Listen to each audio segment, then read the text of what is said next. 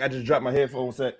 And Oh welcome shit. back to the Smoking Buzz channel, Smoking Buzz Network. This is the Wake and Bake podcast. I am your Mhm. host with the Smoke New Jersey cream, joined as always and back for the first time in a long time. My Yeah. co-host Jay Will. What's the deal, bro? What's going on, Playboy? Man, we out here. Shit, I'm We just right. happy we back Happy together. New Year. It's like Happy New Year, my nigga. It's like Shaq and Kobe hmm right now. You know what I'm saying? I'm just happy hmm we back together and shit. You I know was what on I'm saying? injury. Maybe Like had a suspension or two, that's but all. we back.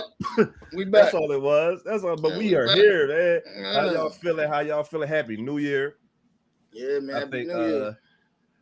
you know what I'm saying, as long as everybody came out the new year, the past year healthy and safe, that's all that we can ask for. We happy for that. And shit. Boy, Before we even get started, shout I out got to my half of it. brother. Yeah, right. Shout out to my brother. He is home and shit. He had some health issues and health scares. Shout Yeah. out to my oldest brother and shit, man. Good I just word, want to bro. give you a shout out for real. Hey, shout out to my other brother. He's home too. He wasn't, you know what I'm saying, Yeah. in the hospital, but he's home. So that's all that fucking matters. You feel me? Everybody coming home. God dang it. Yeah, hell yeah, hell yeah. Free TJP while we at it. You feel Yeah. me? So What? Yeah, for real, bro. you know what I'm saying? While Yeah. we at it and shit. How you feeling, bro? How was your holiday and shit? Did the kids, did you get what you wanted? The wife get what she Mhm. wanted, everything? You know what I'm saying? Man, it was great. You know what I mean, I No have doubt. not too many complaints. That again, obviously, I wasn't on the plot, so it was definitely a very busy time. Yeah, right. But it was being woke up super early in the morning. 'Cause, we cut it a little close. We waited till the last minute to start still Oh yeah. finish wrapping gifts and stuff. I was talking to the day of Right, right. Christmas Eve, and of course, to get hear that knocking at the door, to get up and get these gifts, man. And Oh yeah. looking at their face, it's always worth it. That's what And you do it for. all year you've been telling them y'all ain't getting a goddamn thing. Y'all been Mm. you've been being Right, bad all year. You ain't getting a goddamn thing. right, You know what I'm exactly. saying? But you budge. Of course. We let Of we. course. I didn't told my kids that the morning of y'all not getting a goddamn thing, and they went right down there and like, yeah, whatever. Mhm. You know what I'm saying? Yeah, Like, as you watch whatever. them, it becomes an infectious feeling. Around that Facts, time, especially facts. on that day, that morning. You just And happy to make them happy. pretty You know what I'm much, man. saying? A day surrounded by it. So So yeah, it was. hopefully It was y'all tough. How feeling about good. you? Man, everything is good on this end. Everybody is good on this end. Um, the youngest one is running the house. She's happy and she got everything that she could ever want, and she's using it. That's the Mm-hmm. best thing I could say. You know how most of the time you buy kids stuff and they don't use it. She used Uh-huh. everything that she got, and that's what I love the most about it. So, like Yeah. shout out to my children for being okay children. I ain't Hey, gonna cap. They okay children. You know what I'm saying? my niece and my nephews, my guy kids and all Come that, on, man. man. Come on, man. But the wife got Mm-hmm. some things that she was happy about. She got, like I said, one of the main Cuz. things that she got your boy is this beautiful plush, luscious ass chair. You know what I'm Oh saying? yeah, That I'm yeah. sitting in right now. Soft as So shit. super soft. You know what I'm saying? Super soft right now, yeah. No diddy. Yeah, yeah, hey, No hey, diddy. hey, yo. But shit, we're gonna get into some of these topics, man, before we start bullshitting for real. Okay. But before we get into anything else, the football season the regular season is coming to an end. This week will be the final games of the regular season. And Yeah, so that means that the playoffs is basically pretty much intact. yeah, You know what I'm saying? yeah. We It's pretty know much a the teams that's going to be there. I know there's a couple teams that's still fighting for divisional, you know what I'm saying? Jones, I know the Panthers and the Buccaneers when they play this week will be for the NFC South and shit. So that'll and be a then watch, something to watch.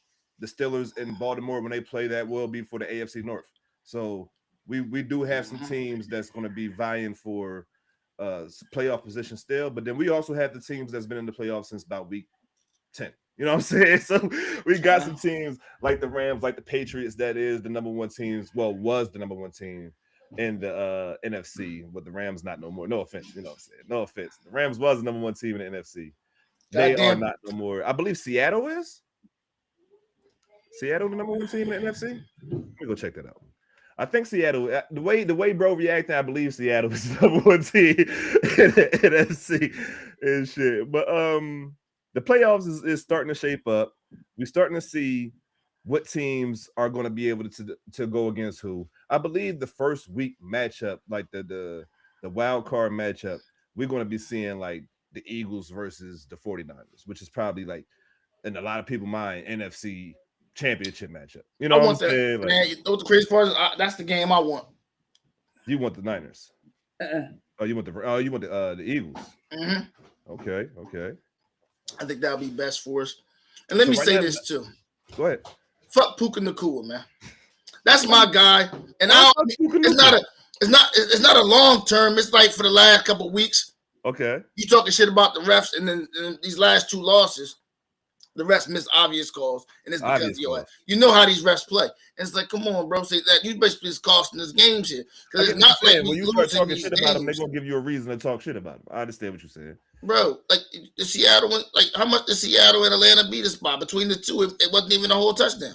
Nah, I believe it was like 4 points and shit, like between the two. Well, yeah, but Atlanta beat us by 3, and maybe more than that because they got a touchdown, I think, in overtime or something like that. Who, Atlanta? Nah, I think Seattle did. I think Seattle did. Probably. That Atlanta shit was bullshit. That Atlanta shit was crazy. No, hold on. Now you got to give it to Bijan.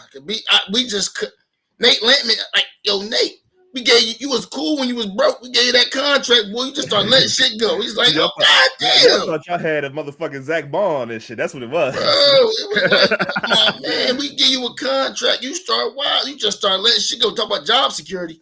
He said, listen, we got that guarantee. So as of right now, the matchup is Eagles versus Rams in the first week. As of right now. Yep. Which is actually surprising because I think that y'all are one of the better teams that match up against the Eagles. You know what I'm saying? I understand what happened in that game that y'all played this year in the second half explosion that the Eagles had, but we was a different team. We was a different team at that point. Y'all pretty much controlled the first half, and y'all stopped the running game. I still feel if you stop the running game against the Eagles, you have a good chance of winning because and I hate to say this because it's going to sound like I'm trying to be, you know what? Fuck that. I don't hate to say that. What I'm saying is, if you have Jalen Hurts throw the ball 30 or more times, the Eagles is going to lose. So that's the plan that you need to go into that game with. Put the ball in Jalen Hurts' hand and keep it away from Saquon Barkley. Only thing I ask for Sean McVay for Christmas, man, just give us a balanced, get the run going. I say it all the time. Even if you look at our last 2 losses, look at our running game and that we had to stop and discontinue. Kyron be killing these boys. It's like, yo, we have to get that running game early though.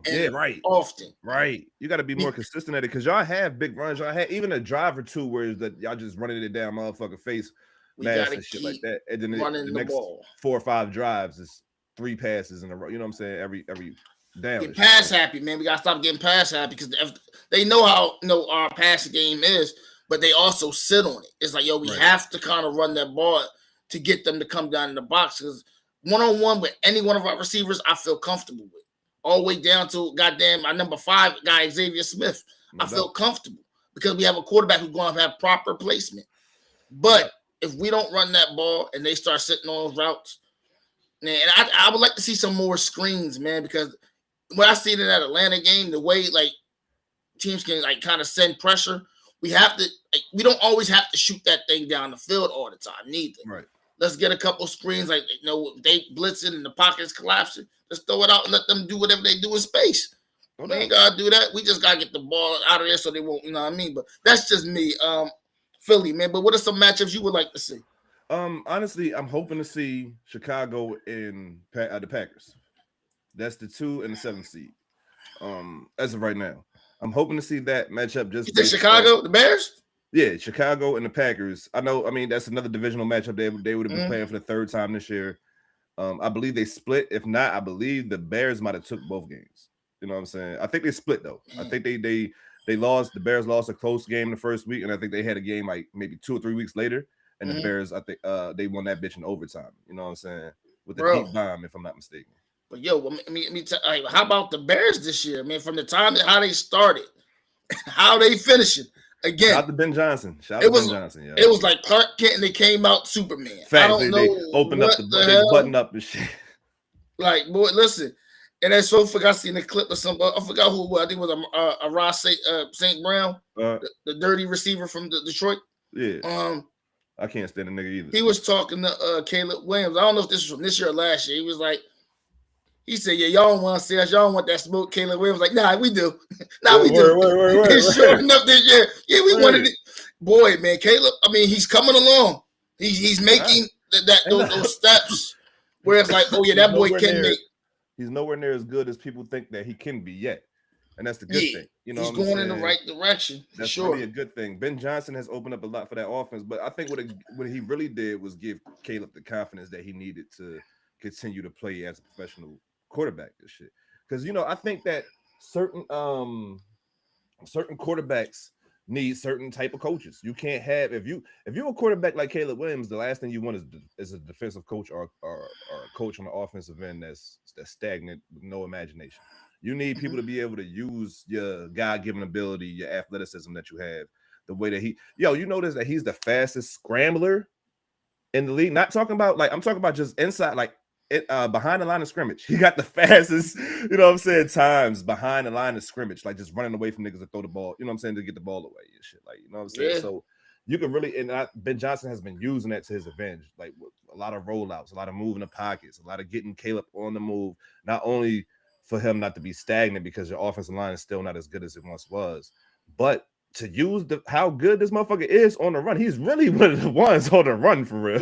Yo, I was sitting there thinking, again, I agree with you completely. Ben Johnson, he may not get it, but he should definitely be in consideration of coach of the year. Hell yeah. And let me ask you, Preem, how much, again, because I do agree, obviously, when you have a quarterback that's a first overall pick, a lot of times, or it's a first round pick in general, they are positioned to be like franchise quarterbacks, right. mainstays for your franchise.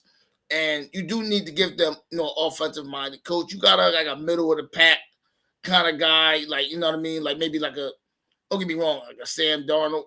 Right. I don't know. You maybe can get away with a Mike McDonald, who also I think considered for coach of the year. No doubt. For Seattle. But how much do you think the fact that Ben Johnson came from the NFC North? So he's got to see Caleb Williams pretty much his whole time. Now, obviously, when he came from the Vikings, correct? Or the Lions? He came from the Lions, yeah. Okay, well, same division. All right, yeah. So he came from the Lions. So he got to see Caleb Williams firsthand. Yeah. And do you think that that maybe added to the fact, okay, obviously being the first overall pick, the height, the following that he had. So he kind of already maybe I felt like he knew kind of what things to tweak about him. I think that led to his decision to even consider Chicago. You know what I'm saying? It was other teams that wanted him, Dallas being one of them. You know what I'm saying? It was other teams that really wanted Ben Johnson, and he chose to go stay within the division and go to a team that he's vaguely familiar with because the fact that he believes that much in their quarterback. And I think that he's the type of guy, and I hate to use this example because I feel like it's a worn out analogy. But he's kind of like Sean McVay in the instance, whereas though every quarterback would love to play under him. You know what I'm saying? We saw Jared. Now, don't get me wrong, Jared Goff balling this year with Dan Campbell calling the plays and shit. But we saw Jared Goff at one of his best performances last year and the years before with Ben Johnson as his play caller and shit. So I think the more comfortable they get with each other, meaning Ben and Caleb, and shit, the better Caleb is going to be for real, because Ben is going to trust him a lot more and shit, and Caleb is going to trust him a lot more. You know what I'm saying? So I think that's going to really help both of those guys not only become a better coach, but a better quarterback. Caleb is only completing 59% of his passes. You know what I'm saying? He's not. Oh, he's going to get better. Right. The thing about it is he's making plays. He got the most game-winning drives this year. You know what I'm saying? He got some of the best fourth quarter numbers that any quarterback will have this year, especially in close games when your defense is not giving up a lot of points and you got a running game. You need a quarterback that's going to make plays for you late in the game. You know what I'm saying? And that's what he's been doing. Ben Johnson has been calling the motherfucking game the best way he's possibly can and shit. And look, the receivers is doing the thing. Roma Doomsday has really came along as the number one receiver. Yo, this shit. Honestly, and I hate to say it because I know how talented he is, but I almost forgot about DJ Moore even being there. That's what I'm saying. He really came along as their number one receiver, bro. And there's nothing against DJ Moore. If anything, DJ Moore is helping him become, you know what I'm saying, that guy for real, because he's still DJ Moore at the end of the day. Yeah, you only get a week to game plan. So I'm sure for a good part of the season he was involved in game plan. So those guys just took advantage of maybe coverage being swung his way. Mm-hmm. You know what I mean? So they were able to just like you said, take advantage of one-on-one matchups and no doubt. But yeah, man, Ben Johnson has done a hell of a job. It seems like Caleb has been responsive to his teachings, and it's obviously helped the Bears. I mean, think about when the last time the Bears had a quarterback, Jay Cutler. Yeah, probably. Yeah, facts. No, I ain't gonna say probably. Yeah, Jay Cutler. Like Jay Cutler was the last quarterback that the Bears had. Like, and they got him from I want to say, didn't he come from the Broncos? Yeah, he came over. Remember, so he had to bring his number one receiver with him too. With Brandon Marshall and shit, but last time they actually drafted a quarterback in Chicago. Oh my God! All right, so shout out to Sadell from the Opposing Perspective podcast. Okay, first question that he threw up here was, "How about them Cowboys?" Of course, he's an Eagle fan, so this is their favorite question when they see a Cowboys. Oh Lord, have mercy. And I don't have an answer for that.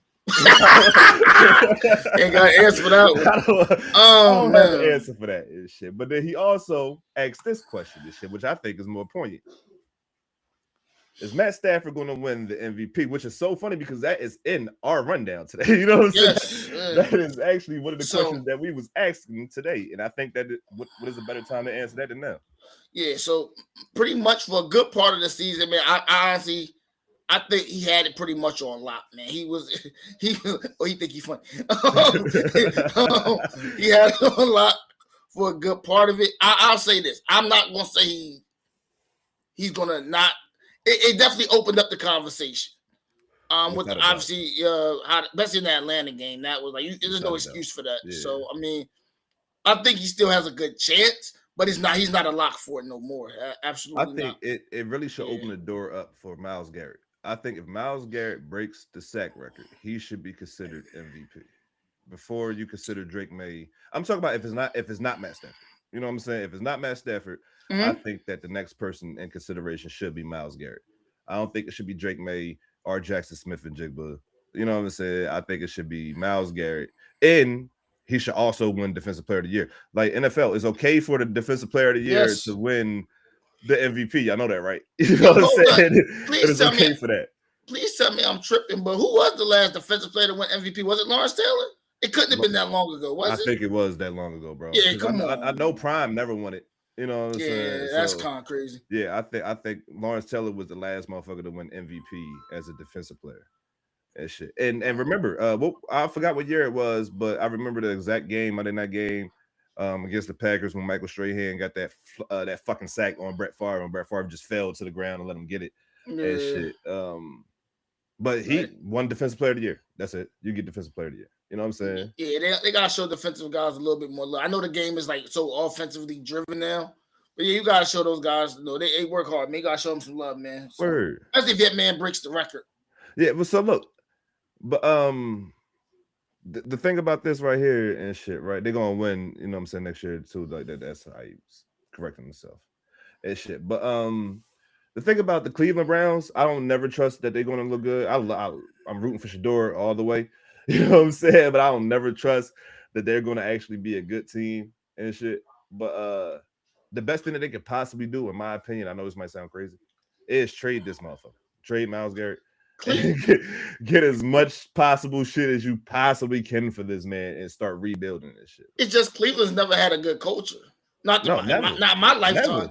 Facts. So I think facts. Yeah. So I think that has a lot to do with it. Like even when we've seen bad teams in the NFL, turn it over. Yeah. Sometimes by just bringing a good coach in, and I think Cleveland's just never had anybody who can affect the franchise as a whole, mainly at the coaching. So that'd be a big deal. I'm pretty sure we all can agree that Kevin Stefanski's out of there, right? They talking about the Giants. They may want to bring him in for whatever, maybe next year, but it really depends on who Cleveland, who's out there and who Cleveland wants to bring in. Without a doubt. Because that's really going to be whoever Shador's, going to be attached to. Because they got another top 5 pick this year. If Shador is their starting quarterback. Because it's not like we know. It's not like we. They got 2 picks right in the first round. I think in the top 10. I want to say. Yeah. I believe they had 2 picks in the top 10. Yeah, if I'm not mistaken. But it's not like they want these motherfuckers. It's not like they want Shador to stay there as the starter. You know what I'm saying? So I wouldn't be shocked if they go out there and draft yet another quarterback, making, you know what I'm saying, I think that 11th quarterback that they have to pay in like the last 3 years and shit. But Like, I don't see, and again, that kind of goes like, stop, like you getting a quarterback doesn't necessarily he said the mean. Eagles got a 3rd round pick for him. I don't think they letting Myles Garrett go. If you talking Shador, then I think I let Shador go for a 3rd round pick if I'm the Browns. You know what, bro? Honestly, I would keep Shador and just take those things and build the team up.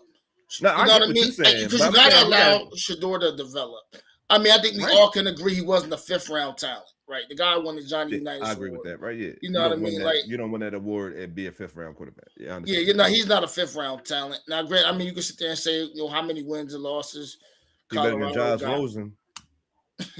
Because you know what I'm saying? Like, you're not drafting the team, you're drafting the actual potential quarterback. So I think you have to let him develop.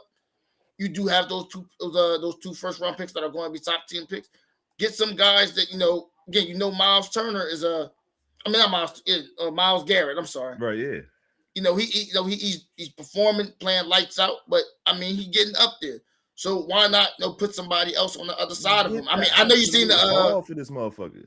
I know you've seen that Miami Ohio State game, boy Ruben Baines. I've been telling you, buddy. That boy Ruben I don't Baines. think and that's, you know what I'm saying, we'll talk about that later, but I don't think Dallas is going to be early enough to be able to get him. So Dallas ain't getting him. I told you that. Like I said, they got 2 1st round picks, and I told you they got 2 1st round picks. They might finesse some shit. You know what I'm saying? And I thought Trey Diggs was going to be in that package, but because I mean, enough for Cleveland defense has been one of the biggest issues. Obviously, y'all need to go get let's say, what's my man name from Utah, Spencer Fano, the offensive lineman, the tackle. Yeah. You gotta. I don't give a damn if it's Shador, Fernando Mendoza. If you can't keep him protected and upright, it ain't gonna give a damn. It ain't gonna matter regardless. You can't throw the ball from the ground. The play's dead. So you need to get some protection before you even bring any quarterback in to make it worth your while. So I think y'all should. Shador's on a rookie contract. Go get him some blocking. Let him get an actual chance of being the actual starting quarterback with none of the nonsense. Get him a new coach in there that actually believes in him and what they got going on, and just strengthen up that defense. Yeah, we know that. Yeah, see, we was just having a conversation about. Yo, man, it's crazy. Yeah, so the bad thing about it is I can't disagree. That's what I'm saying. I can't disagree, nigga.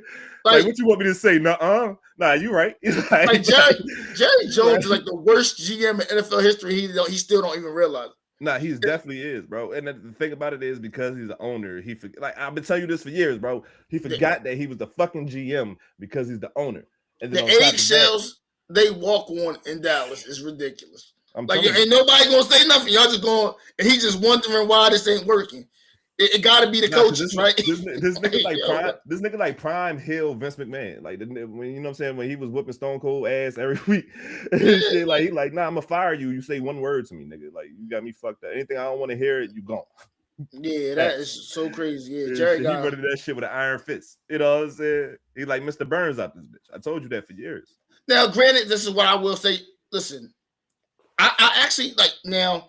Obviously, losing Micah. Y'all are missing some things. Losing Micah. I mean, what you want? I mean, y'all lost him. Y'all got whatever.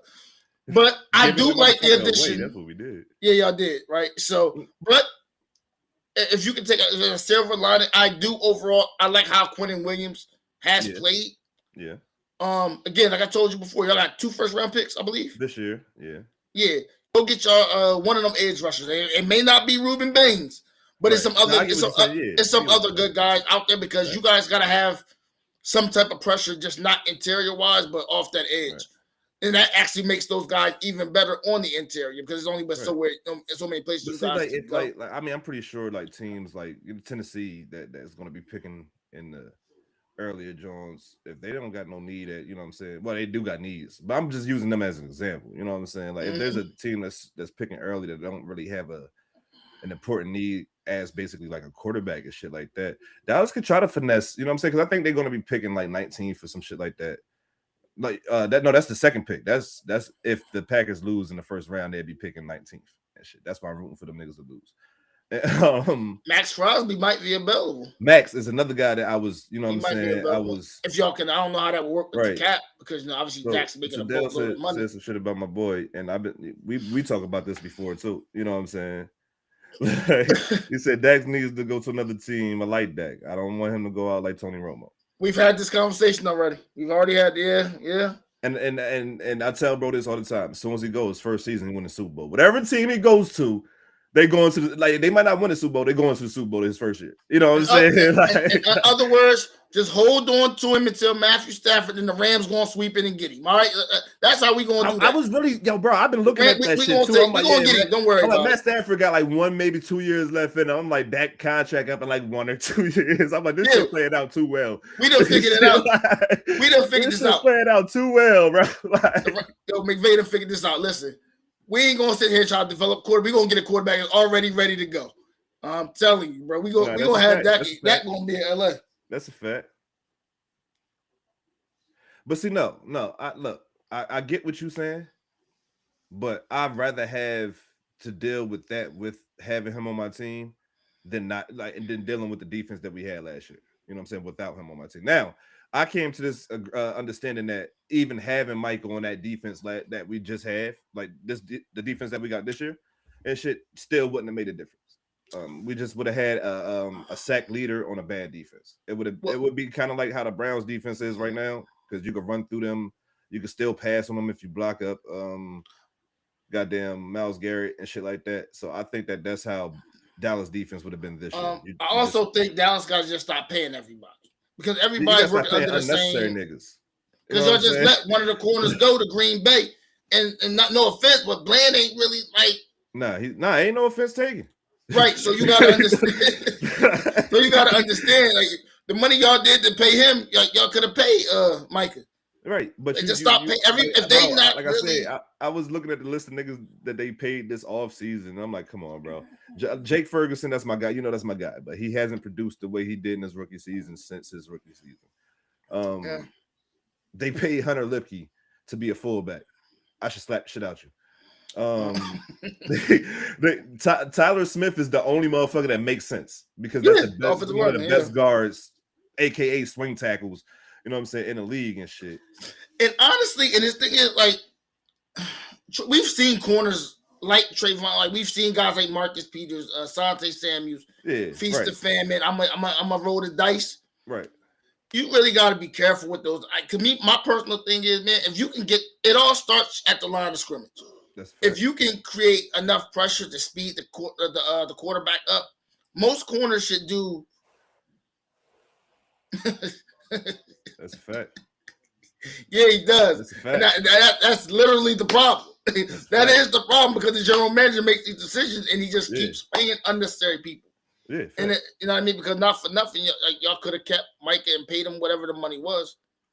But you know what? In a weird way, y'all wouldn't have had Quentin Williams. Again, this is probably one of the best interior linemen y'all have had in a while. So again, I mean, y'all can just have to do y'all make sure y'all scout and do y'all research, and y'all can go get another edge. Look, I don't. You know what I mean? So I have an issue with Dallas the way they draft defense, with the exception of Michael Parsons. You know what I'm saying? They really only hit on offensive linemen in particular. Of course, we all know Dallas for being one of those teams that can draft offensive linemen and shit. But hopefully because Dallas defense is not just a pass rusher away, in my opinion. You know, our safeties are fucking horrible and shit. We got a nigga that like to play linebacker that's playing safety, and we got a safety that's old and slow. Shout out to Malik Hooker. Well, I mean, in all fairness, like you said, like by the time the ball snap, quarterback takes 3-5 step drop, and you guys are not getting. I mean, it can mask a lot of shit. Yeah, it can mask a lot of shit. You have to find a way to speed the quarterback up, because you'll see the difference. It all starts there, gets to the backers, and it'll get to the back end. But if we have to be able to be a threat and create some type of pressure. Because that'll change your whole, you know what I mean? That'll change your whole defense and how you look at players. But see, and it's also because Dallas got mad pressure last year. They just wasn't getting home at all. Okay, can I point out one game? Can I point out one game in particular? That I think y'all played the Chargers, Los Angeles Chargers. Mm-hmm. Okay, y'all played against Justin Herbert. Justin Herbert is top 3 most fit quarterbacks, and y'all didn't get no pressure on him. No, we got mad pressure on him, and Y'all he didn't stepped get through to the him practice. once. Yeah, stepped through the pocket, got up and ran out and ran. We got nobody hands on finished. him. He breaking. That's what I'm saying. We not finishing. We getting pressure. That's what I'm saying. Like you can get the pressure, but you not finishing. You not But getting home. one of the most sacked quarterbacks in the league, and y'all couldn't get him down once. That's my point. That's my point, bro. That's my whole point. We getting there. We not getting. I mean, home. you're not getting there. Hands on him, grabbing them. But that's what I'm saying. We getting hands on him, grabbing him. He breaking through all that type shit because we're not finishing the play. That's been Dallas' issue, not only with the pass rush, but then after the pass catcher catch the ball. Y'all niggas is out here trying to arm tackle, and y'all not out here tackling. You know what I'm saying? The season is over. Y'all niggas still having tackling issues. Like that's a player thing. That's not just. I don't like Eberflus at all. But that's just not just a coaching thing. You know what I'm saying? That's a player thing. Yeah, that's personnel. He said, sometimes it's the players. You know what I mean? Sometimes coaches can draw it up. But at the end of the day, y'all still got to go execute it. So, Facts. Yeah, I get you're definitely one of y'all first round picks. You definitely we definitely need one of those pass rushers. Yeah, y'all need one of those somebody off the edge that can create a little havoc. You know what I mean? And not for nothing. I mean, I think y'all be able to duplicate. You know what I'm saying? Or go get Max Crosby. Yeah, one or the other. But yeah, so that's definitely our Cowboys segment. I'm about to say I ain't about to make this. I ain't even the Cowboys. I ain't even been talking about the Cowboys lately because I don't like, man. He just like over it. You know what I'm saying? like, I'm gonna watch these games and shit. Y'all gonna see me every Sunday on, you know what I'm saying, live watching these games. What y'all doing? Real quick, what y'all doing with George Pickens, man? Y'all gonna franchise tag him? What? I think that's probably looking like the safest bet. Boy, he gonna be mad at y'all. I wouldn't. That's NFL young boy. He ain't gonna be. You think he gonna sit out? You think he gonna sit out? He might just because. Yeah, I do. Think he'll sit out. I don't think because I think he understands that if Dallas not gonna pay him the way he producing in Dallas, somebody will. So he gonna go kicking and screaming though. Let's believe that. I don't think that'd be the right thing to do because like the way you produce, especially your first season, niggas will be willing to pay George if he like. I'm not saying this is the right thing to do, but I'm saying this is probably what Dallas is gonna do. You know what I'm saying? Like they're probably franchise him, and if he does play properly on the franchise, I don't know if Dallas still pays him or not, but some other team will. If he plays the way he played this past season, next season, and shit. Just Jerry, don't do nothing. Jerry, just sit still. As long as Jerry don't that's what I'm saying. Like Jerry, sit still, bro. Don't do nothing. Like we can work this shit out, bro. Just chill out, bro. Just don't think about it. Don't talk about it. Just sit still. They just wait. We gonna figure this shit out. Don't let that light bulb go off. Matter of fact, unplug the lamp, nigga. Well, I could. No, I don't want you to. Unplug the whole fucking lamp so the light bulb don't go off, nigga. Facts. Like that's what you just need to do, bro. Like just chill out. Go on vacation. Like we touched on the MVP shit about, you know what I'm saying, like how we feel. Like if you still feel is Matt's to lose. Yes. I mean, I think it's up for grabs now. It's up for grabs now. I also feel that way though. I'm not gonna act like I don't. You know what I'm saying? It's up for grabs. Yeah. I mean, 45 touchdowns and 8 interceptions. 8 interceptions. Not a bad season by any stretch of the imagination. No. But he had it closed and locked for at least a good 5 weeks. Of course. I mean, and then losing to the team that you lost. It's not just Atlanta 3 interceptions. But it's losing to the team that you lost to. We lost to a couple of teams this year. And then don't y'all have their draft pick? Yes, we do. And that's the part that killed. It's not even a top 10 pick anymore now because they won. Right. I was about to say, so y'all wanted to win that game to help y'all in the draft, low key. You know what I'm saying? I mean, it's still going to be an earlier pick than it would have been if it was ours. Right. But you know, what I mean, it's probably like 12th pick or something like that. So. Right. It's still gonna be a solid. I mean, pick. You can still make something. Yeah, you could definitely still make something happen with that. We can get one of the 12 best players coming out of college. Yeah, I'll take it. Right, yeah. No for a team that's a playoff team, it's still gonna be a good situation. But so when do Sean McVay start getting the predecessor to Matt Stafford? Do he ever draft one, or do he do exactly what you say and just wait for that contract to be up? You know what I'm saying? And go holler at bro. Well, I think. You have to look at the team, right? Because when we did the transition from Jared Goff to Matthew Stafford, that team was ready to go. Not for nothing. If you really look at it from 2017 when he first came in, his first year he made the playoffs. Yeah. Because they just needed offensive production. Because not for nothing, when Jeff Fisher was there, the defense played well. Yeah. Y'all always on 8-8 and shit. Just good. Yeah. It was like we just couldn't get the offense going. Right. So the team has always been pretty much a big part because of guys like Aaron Donald and different things like that on the defensive end. He just had to come and bring the offense there. Right. So I think it just depends on how the team looks. This is a team that's really ready to get after it? I mean, look at how we looked last year. This year, we're definitely a 10+ win team. So, and considering a lot of guys on our defense, the Jarrett versus Cam Kitchens, the Byron Youngs, Kobe Turners, Fisk, a lot of these guys are pretty young still. That's my nigga. Yeah. So I next year too, I can see that a lot can change in the league. So guys who may have a home at quarterback now, they may not be their homes 2 years from now. So honestly, I think that's actually a really good way to look at it. And some of these guys, you ain't gotta pay them top dollar no more. They're not competing at the top of the market. Now you're just paying them to be a steady veteran. Right. Just to come in here and just know and have the experience. Because that's really that was the only real difference between him and Jarrett. Jarrett was talented, a quarterback. But I felt like even in his first opportunity against the Patriots, it was the inexperience is what got him. Yeah, no doubt. Brian Flores did a hell of a job. I ain't gonna lie, I hated it at the moment, but dialing up that defense, he made that boy see ghosts all day. He didn't know if they was coming or going. You dig what I'm saying? Like it was just really bad. Hopefully he's in Dallas next year. And shit. Hey, right? Yeah, but I think the thing with Matthew in the Bengals Super Bowl, like he had one target, but he wasn't scared to let that motherfucker rip. No, you gotta let it. You gotta let it go, man. You can't be like every 2 minutes the pressure get hot in there. Like that's nothing. He'll fall down. With Matthew Stafford, he gonna take that hit right to the mouth, but he gonna let that motherfucker go. No difference. He gonna give you an opportunity. Fair. And I think that's all we can ever ask. He gave Cooper Kupp a multitude of opportunities at Super Bowl, and we won. You have to give. You knew he was throwing that bitch to Cooper Kupp, and you couldn't even stop that. Like, I'm gonna give you an opportunity to get open, and I'm gonna let this motherfucker rip. That's why I said like I don't think Detroit will ever win that trade, regardless of what we gave you guys, because even with all the weapons, it all still comes down to the guy that touches the ball the most. And don't get me wrong, Jared Goff, he plays well, but we also understand he's not looked at the same way as Joe Burrow. And all those guys, the Patrick Mahomes, we'll throw Matthew Stafford in that list before we throw Jarrett because we understand. That's a fact. You see what I'm saying? So, and not that he won the Super Bowl already. Yeah. In Detroit, are they even in the playoffs? No, they're officially eliminated, I believe. You know. And how old is Jared Goff? Well, he's north of 30, right? 32. Yeah, if I'm not mistaken.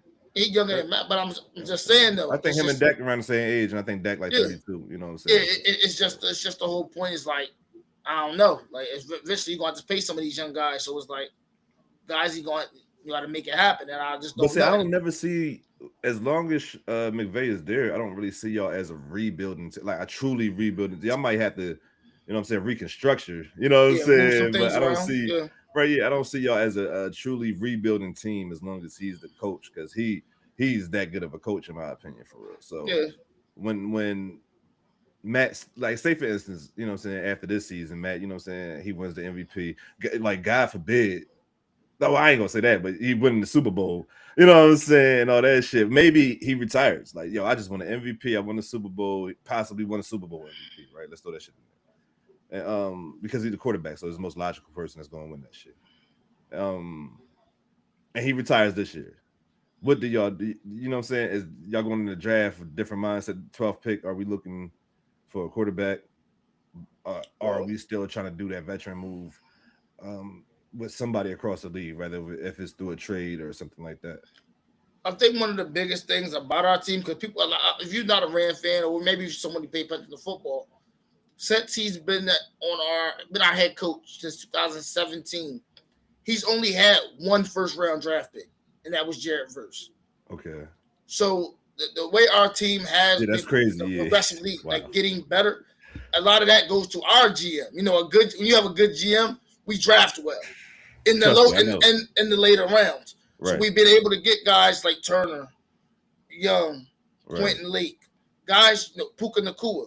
Right. Cooper Kupp. What was Puka was like a fifth guy, right? Yeah, It's crazy. Out of BYU, and he one of the best receivers in the league. So being able just to properly scout, I have full confidence in that at this point. So my thing is, we have 2 first-round picks. We can go. I feel like we can go get a quarterback, and we can give you another one. That's just 2 from this year. Right. We can give you. We'll only be down first-round picks for 2 years. We can give up 3 first-round picks, and I feel we'll go get a franchise quarterback. I don't feel that way. I think and I don't see nothing wrong with that. I think y'all didn't prove that y'all could do shit like that already, especially when it comes to these picks and the players. I think it also y'all do a really good job of picking the proper players, because you could you know what I'm saying, really have that shit come bite you in the ass if these players don't actually pan out the way, you know what I'm saying, you expect them to when you're giving up these picks for them and shit. When y'all went and got Jalen Ramsey and shit, you know what I'm saying? And I think that's where the phrase "fuck these picks" for your GM came in. And shit. But you got to understand this again, like I just told you. From the time, even before that, we had Aqib Talib and Marcus Peters. We came in. He came into a team and said, "This is a contending team." Right. Defensively, we've always been good. It's just he has to turn up the offense, and he was always able to do that. So my thing is, as long as we have good defensive players, he'll work the rest out. Give him a 7th and 2-6. He gonna make it an all. We're gonna have one all pro out of that somewhere. We have agree with that. I think we have 2 undrafted guys on our offensive line, and we look at our quarterback play. So it's all really just watching tape and drafting and having a good feel for who the guys are. And this is also I think we do a great job at it.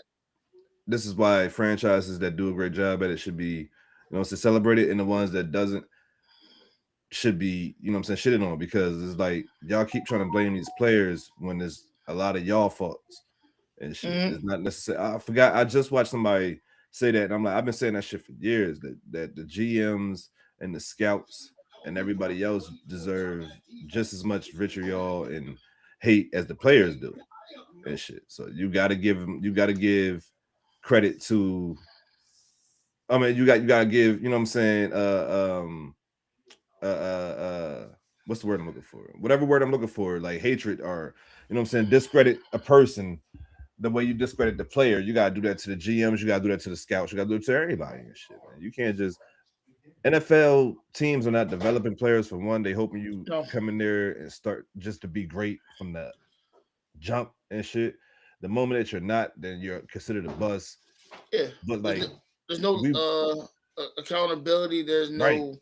No, and not these coaches are sorry. I mean, just if you just want to call it what it is, bro. Because this is why I think the coaching carousel in the NFL is like you get about 3 years, 4 years, you out of there. Yeah, pretty much. Because a lot of these coaches, I understand you'll come from a good coaching tree, but you're not. I think teams have realized, you're not that guy. Right. That's the guy you coached under. And I feel like it turns over because a lot of guys don't understand how to develop. A lot of guys make their bones off just being on a staff that may have a Carson Palmer, right, a Tom Brady, a Peyton Manning, somebody who had a super elite level. And because you was on the offensive side of the ball as a quality control coach, whatever the fuck you did, you know what I mean? Right. Shine the cleats up, whatever you did, that somehow translates for some of these people to say, oh yeah, give him the job to be the coach of the Jets or the Raiders, but these are why these teams don't never have good coaches. Because y'all keep just trying to remember, for the longest, people were just hiring people from New England, and I don't even know if they've had one really successful guy. I mean, I guess if you want to count Mike Vrabel, but he was a player. Yeah, he wasn't no coach on the staff before now and shit. Yeah, like he was a player, and I mean, even before that, I mean, I think they would have gave Gerard Mayo a little bit more of a chance, but he was a player as well. Yeah. So he was on their coaching staff too before he took over though. Okay, yeah. I just remember him mainly as a player. Oh, yeah, he was a linebacker for the Patriots. Yeah. But my thing is, you have all these guys from the Patriots. God knows we didn't give Mike McDaniels a multitude of chances. Right. I think he's really good as an offensive coordinator, but that's it. He's not a head coach in this league. We've seen it. I've been saying that for years. Some people are just better as coordinators than they are head coaches and shit. And I think that if they decide to stay there, they'd be more successful. You know what I'm saying? As the coordinators and shit. I felt that way back. I mean, this is obviously older coaches, but I felt that way years ago about Rex Ryan. I think he was a horrible head coach. Yeah, he got to an AFC championship here and there, but he just wasn't a good coach for me. Right. Imagine who's to say what would happen with Mark Sanchez if we had an actual offensive-minded coach and have that guy as your defensive coach. No doubt. Yeah, Jets, I think, like the Jets defense still does what they do with Revis. but offensively they could produce more offensively because I just feel like the guy has a little bit more keen as far as like play call. No And I doubt. think that's real important, especially when the quarterback touches the ball more than anybody else. Hell yeah. But Yeah. yeah, they got to get Completely better agree with that. coaches, and that's even going back to the whole thing with Cleveland. Cleveland, in order for y'all to have success, like I mean, you guys can draft another quarterback if you want, but it really is going to depend on the culture and what coach you guys bring in to develop and take those picks and make sure you guys hit on them. You know what I mean? So Word. we'll see what happens, man. We'll Facts. see. So I mean, like, not to completely swerve. As a matter of fact, I think I'm going to and shit off of sports and shit, because there's a lot more shit that's been going on since we haven't got the chance to like sit here and kick it with y'all niggas for real. Hey, what did you think of that Dave Chappelle stand up? I thought it was dope. I thought it was dope for what it was. I thought like now Dave Chappelle, look, you know, I'm a huge Dave Chappelle fan, but I came to accept that a lot of his stand-ups is more so think pieces now. And I'm not about to sit here and be on. It's like a Jordan Peele movie. I'm not about to do this. You know what I'm saying? I'm gonna laugh at the jokes. I'm gonna laugh at what I understand and shit like that. But I'm not about to sit here and break down a comedy special like it's a thesis and shit. So yeah, you got one thing I will say though, like the CK joke that he made is shit was extremely funny. Like shout out, you know what I'm saying, the MLK CK joke that he made was really good and shit. Like, I like how he addressed shit. I love how Dave Chappelle addressed shit because he ain't afraid to really address nothing. So like the way the angles that he take is always dope to see and shit. But like I said, you ain't got to be that fucking deep in the comedy special either, too, my nigga. Yeah, you took my whole thing. Like, yeah, that was pretty much my take. Again, like I don't get me wrong. I thought it was good, but like definitely he angles his joints kind of. It's almost like educational, right? In a sense, like you know what I mean. Definitely got jokes. He's telling a story, right? You know what I mean. So right, yeah. So I get it. It's just not like. I guess the stand-up comedy is not. It wasn't like a Cat Williams. It's not like Killing Me Softly or Killing You Softly. You know what I'm saying? But you know what? Low key, I think a lot of people are going that direction. Like, you didn't get that vibe when you seen Chris Rock's last one. Well, Selective Outrage. Mm-hmm. Yeah, no facts. I agree with what you're saying, but I think Dave Chappelle has been doing this shit. Oh yeah, for sure. But I'm just saying, I think that even sometimes you'll kind of see Kevin Hart. I seen a Kevin Hart when it was kind of. I didn't see his new one at all. Yeah, yet, so I mean, it wasn't so like I feel like geared towards us as far as like, but just telling a story, right? Inside of the actual, it's not just jokes, right? Yeah, no you doubt. know, like it's been traditionally he's Kevin Hart's not doing all right, like he's not doing so much of that now. You know, now I think everybody's trying. Know who really started that shit, and I'm gonna give him his credit for it. I ain't gonna say who started it, but who brought it to the forefront as of recently? Ali Sadiq. Shout out to bro. My brother. What's some real shit when it comes to storytelling within comedy? That's one of the first names that popped into my mind as of recently, for real. So, shout out to bro, for real. Like, somebody put me on Ali Sadiq. I wasn't really familiar with him. Yeah, I was telling you for years. I'm like, yo, you got to watch, bro. Like, and that's what it was because you was like the second person, and I was like, yo, I'm missing something here. So got around to sitting down and watched. I think the last stand up he just did was what was it? Him and his sons or something. Yeah, well, I didn't see. I know he had one recently, not too long ago, because I kept seeing it was live on YouTube and shit. But okay. But he doing like the last one I watched was the Domino Effect 3. And shit, you know. Okay, yeah, okay, got you. Yeah, I seen that.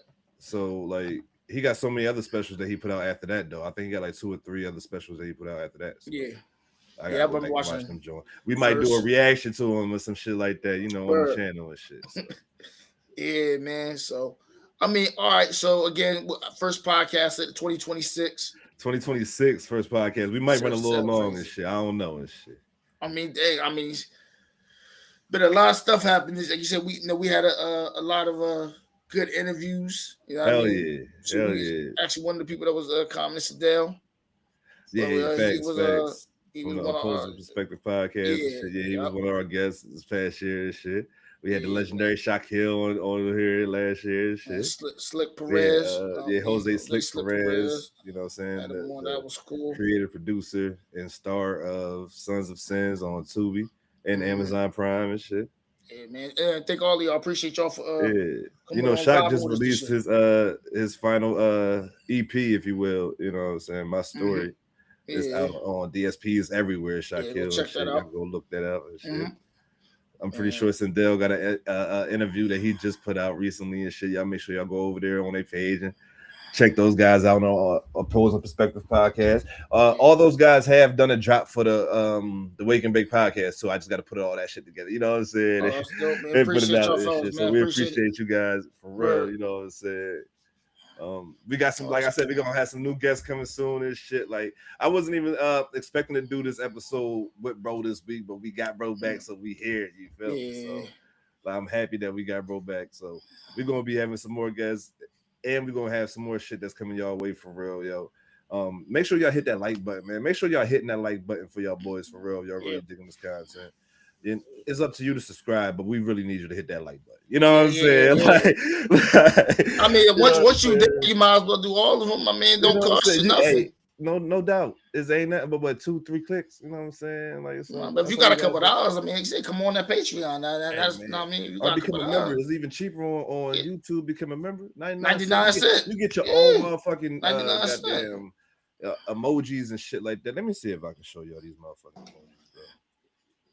Cause like y'all don't understand, bro. We got the stay fried, my friends emoji. You know what I'm saying? We got the high eyes emoji and shit. We got the motherfucking George Pickin Pooh Shiesty, you know what I'm saying, emoji and shit. And we You know what I'm definitely saying? working on some merch and stuff this year too. Hell yeah. We Man, so definitely gonna have some t-shirts, hats, yeah, all that good shit for you guys yeah. coming up this year for real, man. Y'all gotta fuck with us. Store will be open soon on the YouTube page and shit. So Word. you guys got stay locked in, stay tuned and shit.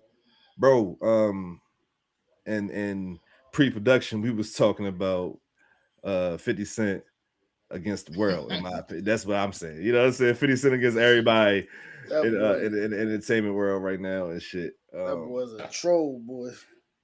I'm gonna save the conversation that we had in pre for free, and I'm actually pivot to a different one, but it's also still involving 50 anyway and shit.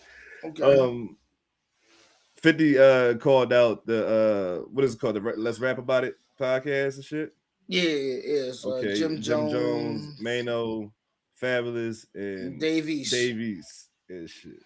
All them niggas from Harlem, right? Is Mano from Bronx or Harlem? No, I think Oh two of nah, them. because Fab from from Brooklyn and shit. Yeah, something Yeah, like that. Something like that. yeah. But most of them niggas just like Harlem niggas, whatever. All right, so so, so, But go ahead. so you know, 50 called them out, said they were squatters and shit. Said that they was like 180,000 in back rent or some shit like that to they landlord. They was in debt. Yeah, they was in debt to their landlord and shit. You know, Jim Jones, of course, vehemently denied this motherfucking statement, even though it was true. And you know what I'm saying? Eventually, this led to a motherfucking freestyle that they did. Did they do it on Christmas? I felt like it came out on Christmas. Was it Christmas Eve? One of the Yeah, two. it was around that time. You know what I'm saying? And it was the squatter rights freestyle and shit. Jim Jones, Mano, Fabulous, and Davies all, you know what I'm saying, spit some bars. The three first guys that I named had bars directed towards, you know, 50 Cent and his brand and shit like that. Davies was rapping. But Fabulous had the real That's what we here for. Yep, Fab. Yeah, that's what we here for. Fabulous had the real, you know what I'm saying, just whatever you wanted to call it. You know what I'm saying? He had the real smoke for 50, you know what I'm saying, on the G Unit beat and shit. What beat was that he was on?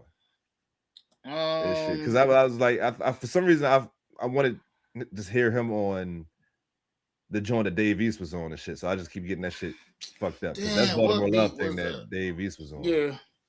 Then what beat was but it was a G Unit beat and shit, yeah, you know what I'm saying? Yeah, and, it was from them joints. Yeah, and Fab Snap, you know what I'm saying, threw some bars towards 50 way. He was talking big shit towards 50 for real. Like he's talking slick shit. And for y'all, and for those who you know what I'm saying, that's on some shit like, oh, he wasn't saying much. It's like, well, you wasn't listening at all, you know. So, no, he said some. Yeah. He was talking some shit towards 50. And now, in my opinion, the only thing that you can do now, 50, is rap back. And this is where we have our conversation. Okay. You know what I'm saying? So, I mean, listen, to me, in a weird way, I feel like Fab kind of won in a sense. Only because I think of it this way. Like, it's nothing that 50 is going to get in the booth and say. Remember when Jadakiss dropped Checkmate? Yeah. Did 50 ever have a response in the booth equal or even no. Right? Yeah. So I just feel like when it comes to anyone who I think lyrically inclined enough to that's good rapping, he's not going to be able to do that. What 50 is going to do, he's going to have a whole bunch of other antics. Oh yeah, that's still going to. I mean, like, okay, I'm not going to get your attention maybe with the bars, but I'm going to do a whole bunch of shit. And it's gonna get your attention the same way. Because now, he ain't got no problem doing what he's doing right now with Papoose. Yeah, I think this is actually pretty mild. It's just a whole bunch of like AI shit. I don't think that takes a lot. I guess my worry is we're living in a different time now.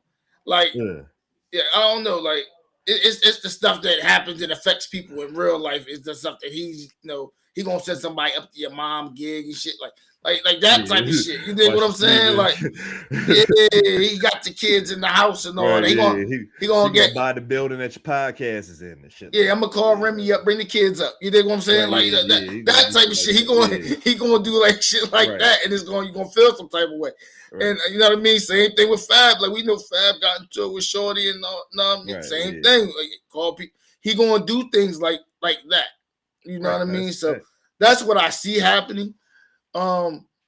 It's funny because I think I see it might have been like AI, but somebody was like, yeah, he got a documentary coming out about Dave East. Nah, that's not real. Yeah, I said AI, but it made you think because as of recently, some other person, I think it was some chick, said fast. Dave East beat her out of 30,000. And see, and there's stuff like that.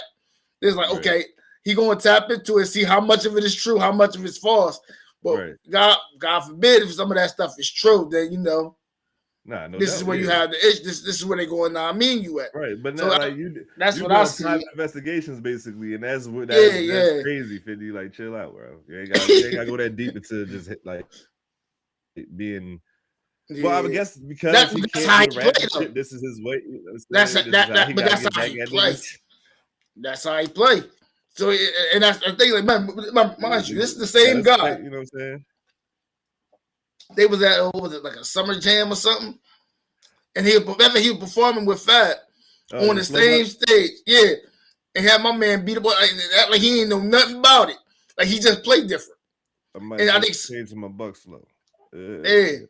It's funny because whenever you hit a nerve with Fifth, that's when he really start tripping, right? Like you say something about one of them kids. Now, I mean, I don't know if the baby mom thing is a trigger because he talk about it too. No, I don't think it's too much of a trigger. Yeah, I don't think that's too much of a trigger like that. If you say something about Marquise and you try to bring that up, he gonna get a little wild. He gonna start wilding and shit. Word. So, but look, the thing about it is, if you going, because you called them podcasters, so instead of them niggas going on a podcast and a rant about you, they went in the booth instead. So now it's like you gotta react accordingly, in my opinion, or don't react at all. So either let them just get this W, or you got to react accordingly, in my opinion. Because if you do go that route, either way, people are still gonna be calling you out like, oh, because like if they start, especially nigga like Fab, if he give you more tracks and shit, because now it's at the point now, like it's like, come on now, he giving you he putting shit out there because it's not shit about 50 out there, like especially when it comes to the same type of shit that he could say about Fab. And shit, it's not like it's not reports and or police, you know what I'm saying, track records and shit like that when it comes to domestic violence, when it comes to 50 Cent also and shit. So it's like that's a slippery slope when you try to play those games when you have those same type of issues too. You know what I'm saying? The only difference is this nigga he gonna rap about it rather than you putting it out in AI form or you know what I'm saying on a post and shit. I would be surprised if 50 does if he gets in the booth at all. Me personally, I because get you. I don't think he's there. I don't think he don't. When last time he really put out music is whenever he do theme songs for a show. I That's just fair. don't think he not really doing the rap shit like that no more. That's So fair. I just I unless get what maybe you're saying. unless he featured on somebody. I know like he'll do feature tracks on other people's album, but I don't really see the nigga rapping. I don't think he just like he ain't doing that. He just gonna find other ways to just fuck with niggas. So I get I what think you're saying.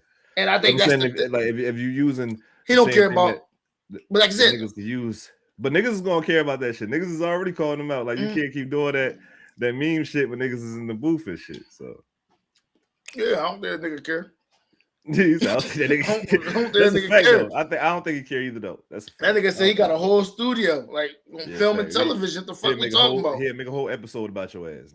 Yeah, I don't think that nigga really care. I think I think the nigga just because I don't think it's nothing that's really personal.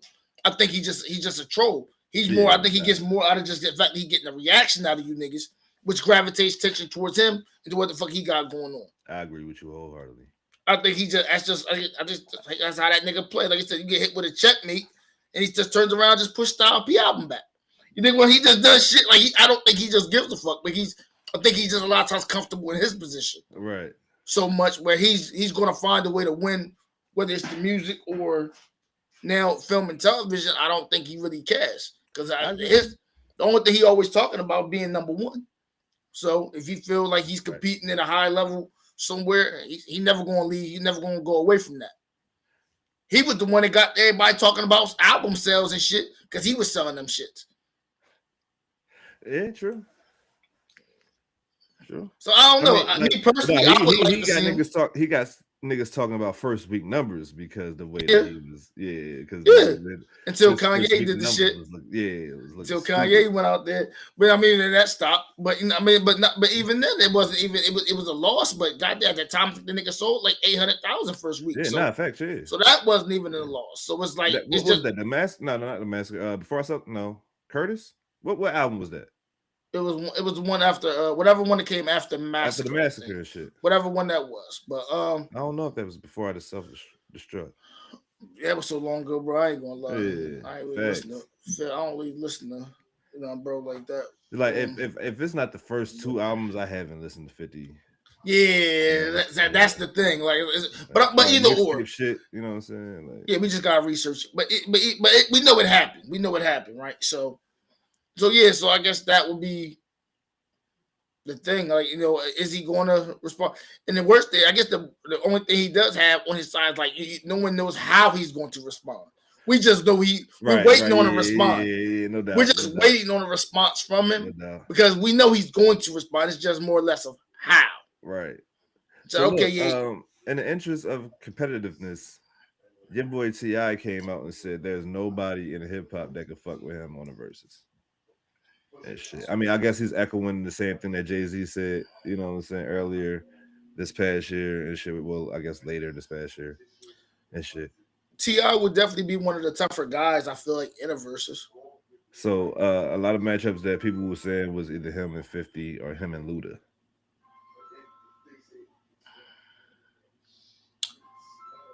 I think 50 would probably see. So that's the dope thing about it, right? Because sometimes we don't remember everybody's catalog, right? You know what I mean? So I don't.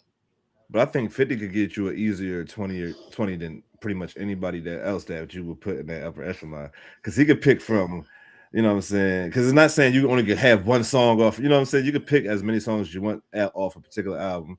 So you could do Get Rich or Die Trying, Massacre, and a G-Unit album. You know what I'm saying? Yeah. And then that's 20 songs right there, those three albums. You know what I'm saying? Whatever songs he pick off of those three albums, he could combine 20 songs off of those three albums right there. And not to mention his feature shit. So I'm pretty sure he would throw a feature, you know what I'm saying, or two in his anything he wrote.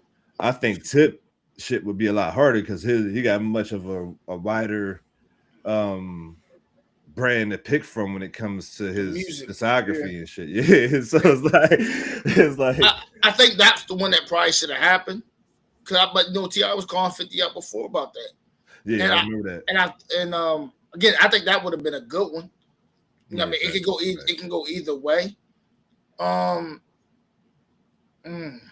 Yeah, I mean it's hard to kind of. I think Ti does have a good because we're just talking about 20 records off of anything you've done.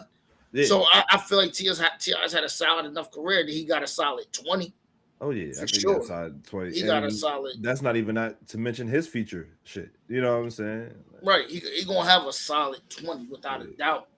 So I we think know he's one of the most underappreciated legends in the game. I think for a while that he get the credit for what he deserved, but I also think that people tend to forget like how good he was and his albums are. It's not just see, I be trying to tell niggas like when it comes to hip hop, you get respected for being a dope ass MC first and foremost, but you get pushed to another echelon when you have dope projects also. You know what I'm saying? So if you a dope MC that really have dope ass projects and shit, you get put to a different standard in my opinion. I feel like T.I. was one of those guys he will rarely let down on mm, albums and shit. You know what I'm saying? He it had really definitely good my albums. personal top three.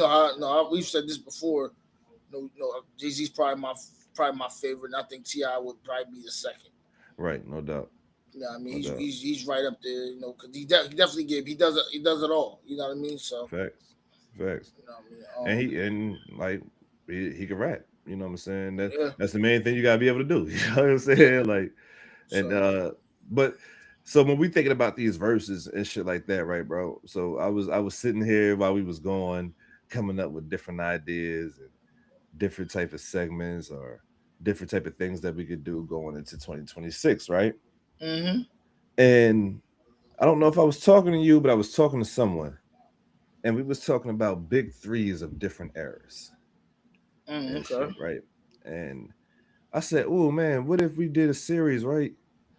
That we put the big three of the '80s. You know what I'm saying? Rakim, Big Daddy Kane, KRS One against, you know what I'm saying, the big three of whoever, whatever other, you know what I'm saying, era of the 2000s and shit. You know what I'm saying? Okay. Jay Z, Lil Wayne, Kanye West, or 50 Cent. Who are you know what I'm saying? Like just throwing names out there, shit like that, and we make it like a bracket, kind of like you know what I'm saying, like Well, the college big three of football the and shit. '90s, I think, just gonna win. Unfortunately, I think that the big three, whoever's the big three of the '90s, are gonna win. I think. Well, the way I want to do it is we doing it as a weekly thing, right? Where where where we add in the big three of whatever era that we had at a random time against each other. So it would probably be, let's say, the big three of the 2010s. You know what I'm saying? Who was that? Drake, Kendrick, and Cole. That's what we saying. I would say so. You know what I'm saying? All right, bet. So versus the big three of the 2000s. You know what I'm saying? Whoever Eminem, Kanye, Jay Z. You know what I'm saying? Whoever you know, what I'm saying whoever you gonna find. You know what I'm saying out of that era, or whatever. You know what I'm saying? And then you know what I'm saying Little the winner of Wayne, that go on. Kanye. No, we don't have to do it right now. But the point I'm Okay. saying is, this is the concept that I wanna approach with, right? So what I'm Okay. asking is not only from you, but from everybody that's watching, that has been watching, that will watch this shit. Should we do this concept of a bracket of the big three? You know what I'm saying? From each era of hip hop versus each other, and see who comes out on top. Mm. So that's what I'm trying to figure out. If you guys want to see that happen, you guys let us know down Yeah. below. Yeah. Let All us you know. gotta do, Okay. all you gotta do is just say yes or no in the comments down below.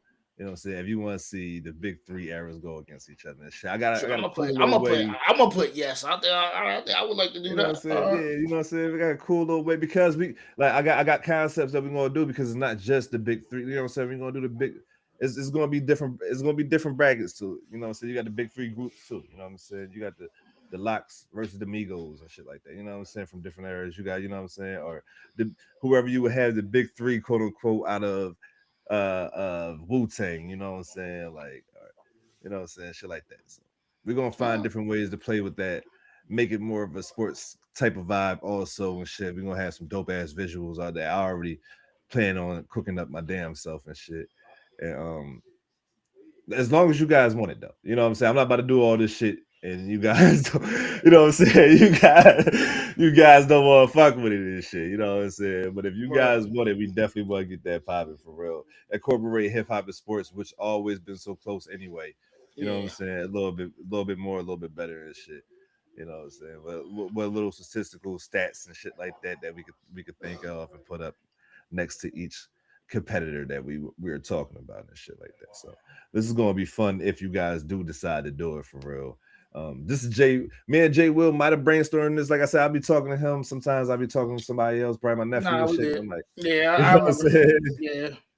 So, but this Okay. is something that I really thought was a really dope concept that we could really have fun doing, and you guys can really let us know because it might be a big three that you guys see that we don't see. You know what I'm saying? It might be a, and I ain't talking about big three. It could be a dope. It could be any category. Lyrics is big three. Y'all niggas might want to throw Pat Poose, Hobson. You know what I'm saying? And somebody else in that motherfucker. You know what I'm saying? Lupe Fiasco. You know what I'm saying? So it don't have to Little be a Uzi. particular. Right. It could be. You know what I'm saying? We gotta have Little that type of Uzi. area too. You know what I'm Yeah. saying? Like so All that. it's gonna be brackets for everything, and we're gonna figure out who's the ultimate big three when it comes to hip hop. You know what I'm saying? Which is Gunna. fire in my opinion and shit. Yeah, Gunna, Thug. Thug, All Future. that. You know what I'm Uh-huh. saying? Like, which is gonna be dope in my opinion. You know what I'm saying? Um, one of the big three has teased a snippet apparently from Soundwave. Shout out to Soundwave, one of the producers for Kendrick Lamar. Well, one of the producers in general. He's not just a exclusive for Kendrick Lamar and shit. But he put out a snippet of a new Kendrick Lamar track. I don't know if you heard it or not. Nah. Um, I did hear bits and pieces of it, but that's not even my point of it. The point is we getting some more music from apparently from Kendrick Lamar soon. Okay. Apparently the fall off is supposed to be dropping Happening. January 30th, if I'm not mistaken, and shit. So that's 2 days after J. Cole's birthday. And if that shit don't come out, I'm putting it in the same booth with Detox, bro. We ain't never gonna get it. We just ain't never gonna get it. After a year, you gonna put it in the same job with detox after a year. It's like it's been longer than a year he's been talking about this album, bro. It's been He been longer talking than a about the year. fall off since like his last Longer than a two year. albums, yeah. Longer But than a you know, year, bro. that has been leading to Longer the than a fall off. year.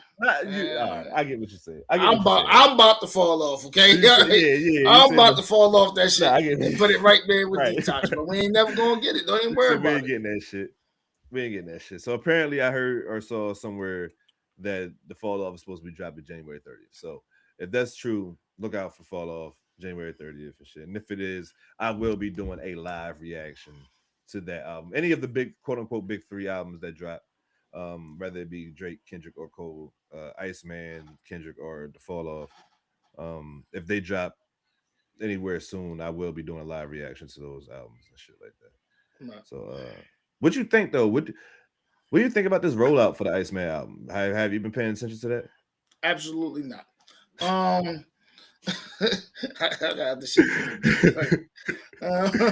It's been weird. It's been weird. He been doing like live streams. Not I ain't even talking about the live streams that he doing like with the streamers or nothing, but he been doing like live streams that's like dedicated to the Iceman shit. And I ain't it's never been followed that close, man. Just drop the project and let's hope the music is good, bro. Like I'm not even going. Wait, I mean, you can talk about it if you want. have you heard I any of ain't the got tracks much. that he dropped from those live streams? The I You think was in it's the pre-production meeting, right? I ain't heard no new. I've been listening to I forgot you the. did say that. I No, forgot. All right, so look, one of the new albums that we did absolutely listen to not. is No offense to Drake, but nah, I ain't even heard none of that shit. No, one of the new albums that we did listen drop to the is lawsuit. Now listen. Word. Drop the lawsuit. Now listen, I man. ain't even mad at you. I ain't even mad I'm at you. messing with you, but nah, I just didn't get. I've been busy. Nah. But one of the new albums that me and you both did, well, you and I did both listen to was Wale's "Everything Is a Lot," That was and a dope album. That was dope. I think we both agreed that that was one of the best albums of 2025. I mean, you could One of the best. honestly might have, you know what I'm saying, give it, yeah, that's what I'm saying, one of the best. Yeah. You could honestly put it in the 2026 range too because it came out so late in the year, you know what I'm saying? But Yeah. it's really a solid album. It's a really a good album. Wale, Mm-hmm. like as usual, I be trying to tell people when it comes to Wale. I know a lot of people can't put aside personal things rather, I mean, versus the art of You know what I'm saying? What hip hop is and shit. But when it comes to hip hop, bro, like this nigga is one of the dopest artists that we ever had or have in hip hop. You know what I'm saying? For real. What he able to do and bring how he's able to incorporate what he does, especially with the spoken word and poetry type of vibes and shit like that into hip hop or whatever. Like all the styles that he bring, the vibes that he bring for the ladies, the vibes that he bring for his his Nigerian people and all that type of shit like that. The vibes that he bring for his people from DC and shit like that. He able to incorporate that all into like a cohesive hip hop album and shit like that was amazing and fire as usual and shit. I think he haven't missed and shit in a long time. I think it went Ambition, Gifted, the album About Nothing, right? Yeah. And then Shine, Wild Ass Crazy for Lauren too, and then this one, like he haven't missed in a long time. You know what I'm saying? That's what I'm saying. Like he haven't on the album, he haven't really missed in a long time for real. Like I think Wale need a little bit more respect when it comes to his consistency in this hip hop realm, especially like I say, bodies of work album wise. Like he really haven't missed. I'm gonna give you another one. And it took me I'm gonna be honest, because you and me talked about it. It took me a while to kind of come around. After I kept listening to it, I said, "Oh yeah, this is the Clipse." Oh yeah, album. Oh man, what? So look, like we haven't got a chance to do it, right? So let's run through it real quick, right? Our album of the year 2025, right? So I don't know if you have like a top 3 in your mind, or if you just want to go with the one that you believe is, but since we didn't get a chance to do, you know what I'm saying, our end of the year pod, let's just go ahead and run through this shit real quick, you know what I'm saying, if you want to and shit. All right, let's do it. Yeah. All right, so our 2025 MC of the year is. See, that's tough. Because you know, it's funny because like if y'all don't know, like once in a while, like I won't be doing anything. I'll have some downtime, and like I'll call Preem just to fuck with him a lot of times. Like it's a part of my like weekly routine now. Like I'll say some wild shit to him, and just so we can know what I mean, because it makes no of us to know we come up with ideas for the pod that way. So I'll do little shit and like, hey yo, this you like, I know you like this person, right? Oh yeah, I think this person's better. And he like, right. What you mean? Right. Sometimes I'm good with. After that, I'm pretty good. I'll just hang up. Mission accomplished. I check it off the list. I'll go get some produce or something afterwards. You know what I mean? But like, so, right. But right. But like, so it's rough because again, I kind of felt like maybe I was a little late to the party, but yeah, that God sorted him out after that album it's really tough. The Wale joint I enjoyed. Again, my ears are a little different. This is the MC though. MC, not the album. MC of the year. Again, I'm going off of MC of the year to go with the album. So again, that's why I said I'm warning people. My ears are different. I actually enjoyed The Emperor's New Clothes by Raekwon. I enjoyed that album. Okay, I ain't mad at that at all. So I mean, I think I'm leaning towards MCD. I think I'm gonna lean towards the Clipse. All right, and I can't get mad, and I see how you did the Clipse and not just a particular person. And shit, I can't get mad at that. So look, I got like a top 3. Man, I can't split hairs with that. They just won. They collect. Like I'm gonna go with the Clipse, man. I can't get mad at that. I mean, if I had to, I mean, I might just go with Malice. I can't get mad at that. So look, I got a top 3, right? So mine would be coming in number 3. I would say JID. Number 2 would be Nasir Jones, because his feature work this past year was just tremendous. Every feature he was on, he carried that bitch, boy. And then number 1 is Malice from the Clipse. Okay, all right, gotcha. So you're naming just like MCs, like okay, gotcha. All right, yeah. So I I think the reason why I think I would put Malice above Pushing is no disrespect to Pusha at all. It's Well, I just said because we Malice too. haven't. I the same thing. I agree. Yeah. No, I say the reason why I would put Malice above Pusha Mm, and there's no I agree. disrespect. Yeah, no disrespect to him at all, but it's the fact that we haven't heard Malice in so long, and for him to be as good, if not Sharp. Yeah. better, than what we remember. You know what I'm Yep. saying? Like That's part of it my was reason too. Yeah. right. So like I just had to, and he was so consistent. Everything that you heard him on. I don't know if you heard the verse on JID's album, God Does Like Ugly Community, that he has with the clips. Um, the best verse on that album is Malice. Well, the best verse on that song is Malice. You know what I'm saying? So everything that he's been doing as of recently, he's didn't had the best verse. You know what I'm saying? And there's no, like I said, no disrespect to Pusha or anybody else that was on the song with the clips as of recently. Mm-hmm. Malice has just been shown that he's just as good, if not as better as we remember and shit. And we gotta give him the respect that he deserves. And the clips might be in contention for the album of the year also. And speaking of which, Mm. bro, do you have a particular three, or do you have just a one that you're giving your crown to when it comes to album of the year? Mm.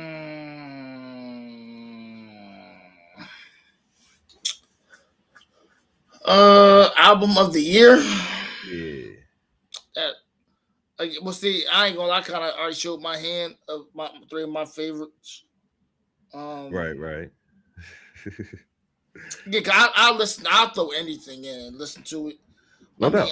I even heard the Freddie Gibbs joint with Alchemist, Okay, yeah, the Alchemist joint. Alfredo, Yeah, I heard a couple tracks from it, Alfredo, but I didn't hear the the whole joint. Alfredo too. I thought that Word. wasn't too bad. That would probably be like an honorable mention. Hell yeah, okay. I enjoy. I really liked Wale's Light joint though. years. Nah. I Shout out to Nas been killing shit though. That just Yeah, I nah, listened to it. You know what I mean? You I know what I agree with what mean? you're saying though. Um, I guess for me, I guess it would be between Wale and the Clips. Uh, Okay. um, um, I'll probably give it to Wale, man. I'm gonna give it to Ooh, Wale okay. just because I Okay. feel like sonically I can listen to that album probably more and repeat. I think I can agree with that too when it Um, comes to those between that's those it. two albums. But you know what? I'm not And even gonna do no big three because I think my big three is probably the same as yours, with the exception of maybe one or two albums. Meaning like I probably have JID up there. But honestly, on some real shit, like the album that I listened to the most this year, well, this past year is probably the Clips album. You know what I'm yeah, saying? But the album that I resonate the most with is probably Wale album. So I probably have to give it to Wale also for real. You know what I'm yeah. saying? Like, and it's not even just resonating with it, but like you said, sonically, I could probably just put that on and let that rock more than I could with the clips and shit. And I'm just talking about around the crib, not even on some on the Right. whip shit. Yeah. You know what I'm If I'm in saying? the Like, whip, you see, if I'm in the right, whip, yeah. the Clips definitely passed the test. Nah, If facts, it hell yeah. if it's just me in the whip, Right, you know what I right, mean. right, yeah, If no it's doubt. just me, Yeah, it's cool. right. But if you got like people in the car, like you going to a function, whatever the No case doubt. may be, Wale may be a little bit more. A little bit more suitable. You know what Yeah, I'm again, saying? Yeah. how I judge albums by having a lot of different like Vibes on it. yeah, Yeah, different yeah, vibes. Shit, like no, that's how I right. judge album personally. So I think Wale definitely has that. You know what I Yeah, I mean? think I think just like the way I judge, like I said, I always judge albums like a book. Like if I could Yeah, listen to it cohesively and understand it from front to back, then I think that's a great album. I yeah, think both of those albums, front to back, are great albums and shit. I just think, like you said, I think for different reasons, I might have to have Wale album a little bit higher just because yeah. it's a little bit more palatable for everyone, not just Yeah, for I the just hip hop can't go game off. I and just shit. can't go You off know of what I'm like saying? lyricism because then if that Right? was the Yeah. case, anything Papoose dropped would be the best. Right. If Yeah. that, No if that doubt. was Yeah. the case, you know what I mean. But no, Word. it has to be. It's other So, do things. you have a breakout artist of 2025? And then let's not say, necessarily say a breakout artist. Let's say an artist that you are newly introduced to. You know what I'm saying? He don't have to be new. You know what I'm saying? Just got to be somebody Mm, that you wasn't expecting to listen to, or someone that you might have found early in their career, and you listening to them and shit, and you like, this is the next person that I'm thinking that gonna be that guy. As of recently, not listen. Most of the artists who are pretty much in my rotation now, as far as listening to them heavy, Right. they at least been around for about 10 years. I don't know if I have anybody that's less than I ten get what you're years saying. who's in my rotation that's like, oh yeah, they hard. Like I just got on to them. Right. Mm-mm. Nah, in my rotation and like nah. So actually, it's an artist for me that I'm not gonna say that I never listened to, but I didn't never really pay attention to as much that I started listening to recently, and I'm probably gonna actually start listening to his albums on like a series on YouTube for real. And I mentioned him earlier as Lupe Fiasco. Like I think I might have listened to maybe his first album when I was younger. Mm-hmm. And shit, I heard some of his shit recently, and I'm like, and it's not no recent shit. It's some older, you know what I'm saying, some older shit. I'm like, damn, like he was he was talking some shit on his jaw, you know what I'm saying? So it made me want to think about going back listening to some of his. I'm like, he got a nice little discography and shit, and make that a part of my throwback series and shit. The throwback pack, as it is called on YouTube, is a series that we listen to albums that are 10 years or older, hip hop and R&B, and we trying to see either for the first time, you know what I'm saying, in my case, or how well they aged if I heard them before. And shit, the first album that we did was Billie Jean, Thriller by Michael Jackson and shit. You know what I'm saying? Okay, so let me ask you this: if you had to give me or anybody who's watching this live an artist, and they didn't even have to drop anything this year, Right. just from the stuff that you heard from their discography and freestyles, whatever singing, whatever it may be, Right. that you feel that they should have more credit. Who would you tell somebody to go listen to? Ooh. If you know what, y'all never listened to this person, I don't think you guys did. Go Right. check them out. Like, who would you say? Ooh, that's a really good question. It might be, it might, I would probably have to say Sir and shit from TDE, the R&B singer. Um, I think that he make dope ass music, and he don't get enough credit for what he do when it comes to neo soul or R&B in general for All what he right, do and shit. you gonna have me out here listening to Sir this upcoming Yeah, week. I'm yeah. just letting you know. Now he get All right, busy. He get uh, busy. He get busy. Another person that I feel like somebody like on a hip hop tip that people should really try to give a listen to, and I know this might sound crazy coming from a New Jersey nigga, right? It's Joe Budden. Like, go listen to that nigga shit, bro. Don't get the podcasting and the reality TV show shit fucked up. Like this nigga was really one of the doper rappers or MCs that you would ever hear for real when it comes to just rapping okay, his ass off, even concept tracks and shit like that. One of the tracks that I would tell people go listen to is listen to Pray For Me and shit. You know what I'm saying? okay, Like, and he's really a dope ass MC, and you'll see that shit for real. But that's two artists that I think that's one old and one newer. You know what I'm saying? That I okay. say go really listen to the motherfuckers and shit, and tell me if I'm tripping. If I'm tripping, then I might have to go reevaluate some shit. But you tell me if I'm tripping and shit. All right. Like So see, I don't need to do Joe because I'm already versed on Joe. So, but Sir, I'm gonna go look. I've never really listened. I've heard of him, yeah. but it's worth. All right, so that's gonna be fun. I'm gonna do that this week. I'm gonna Word. so Listen now to a when it lot of comes his back around, if I'm gonna you listen. can try to listen to a lot of his earlier shit, then get into a lot of his more recent shit and shit. That's the way All I right, did it, you know what I'm saying? You know. yeah, all right, Sir. We're gonna get in tune with Sir, man. Yeah. Shoot. Okay. All right, we're gonna do that. R&B shit, you know what I'm saying? You know, I be in my R&B bag, bro. You know, I'm not always tough and rugged and all that good shit. All right. Shit. So If I had to have, let me see. Well, actually, the person I would tell you on R&B tip, they actually had a new album just come out this year. So, okay. I'm in the Mario, man. I think Mario, he don't get Okay, enough yeah, I credit. haven't listened to him in a minute. Yeah, Mario, he just got a new Word. album, Mood Swings. I've been bumping that joint pretty heavy. It's an Okay, easy listen. okay. It's only about like 8, 9 tracks on that joint. So, Say less. Yeah, that joint, that joint's tough. Vocal talent, that boy out of this world, man. Facts. Facts. That's He another thing one of people them don't. ones. Yeah. Yeah, that Yeah. boy, he legit. He ain't Facts. go super crazy from a time from being a kid. You know what I mean? Because some of them from that little era, Yeah. they go crazy. They start acting like Ray Yeah. J and shit. Facts. Yeah. Right. So Mario would be a good Worse. one. I think Bobby Brown. I've listened to Mario from Turning Point, Go. I mean, Mood Swing, like a lot of his albums. Like I've always liked Mario. I think he's always solid, just never really got the credit. No doubt. Um, Hell yeah. and you probably already know this, so you know in our group, in our circle, so you already know how I feel about this MC. I would tell people to go listen to Young Chris. Okay. Yeah. From, No doubt. of the Young Guns, Rockefeller. Guns, yeah. Like Young Chris, Hell I don't yeah. think nowhere gets the credit where he deserves as an MC. I mean, all the different things and bags he can get into, whether it's lyricism, just like you want to go to the essence of hip hop, he got that bag. You want to talk about street, he got that bag. You want to talk about the stuff with the ladies, he got that bag. There's nothing that he really can't, do. And he's probably the only person from that, that whole little Rockefeller joint that's really still active. And a lot of people just they consistently, don't. Yeah, he's consistently. Still active.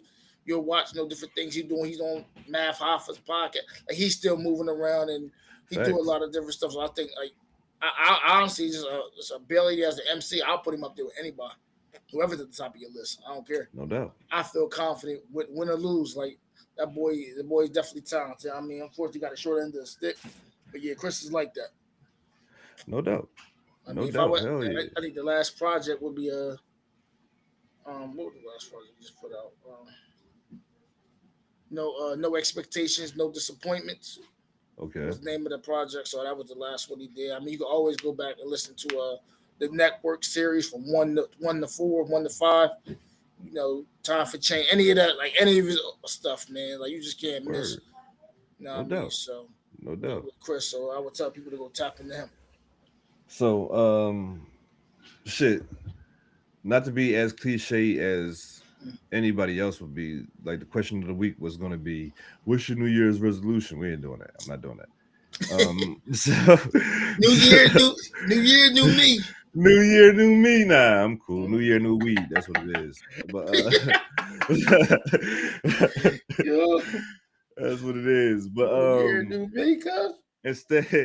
Instead, I got a sports question for you for the question of the week. And shit, okay. Right?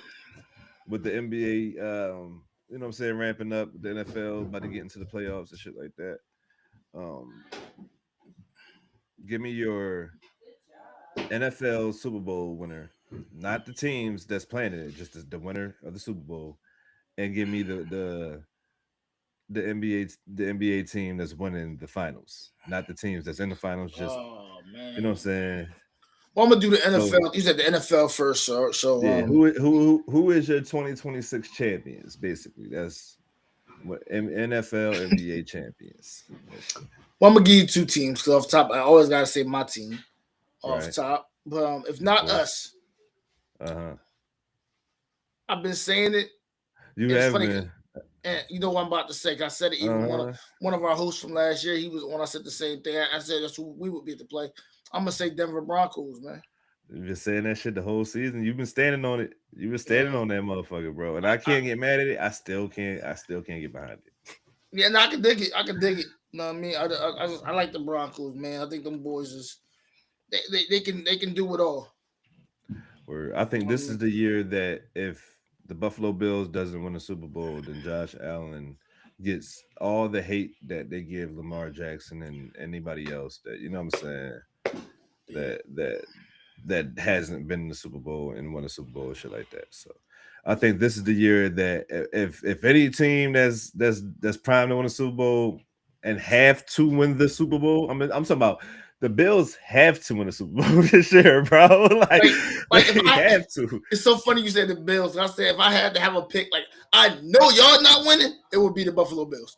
And that's the craziest y'all not thing, winning, bro. And that's the craziest thing because they have to win this year, in my opinion.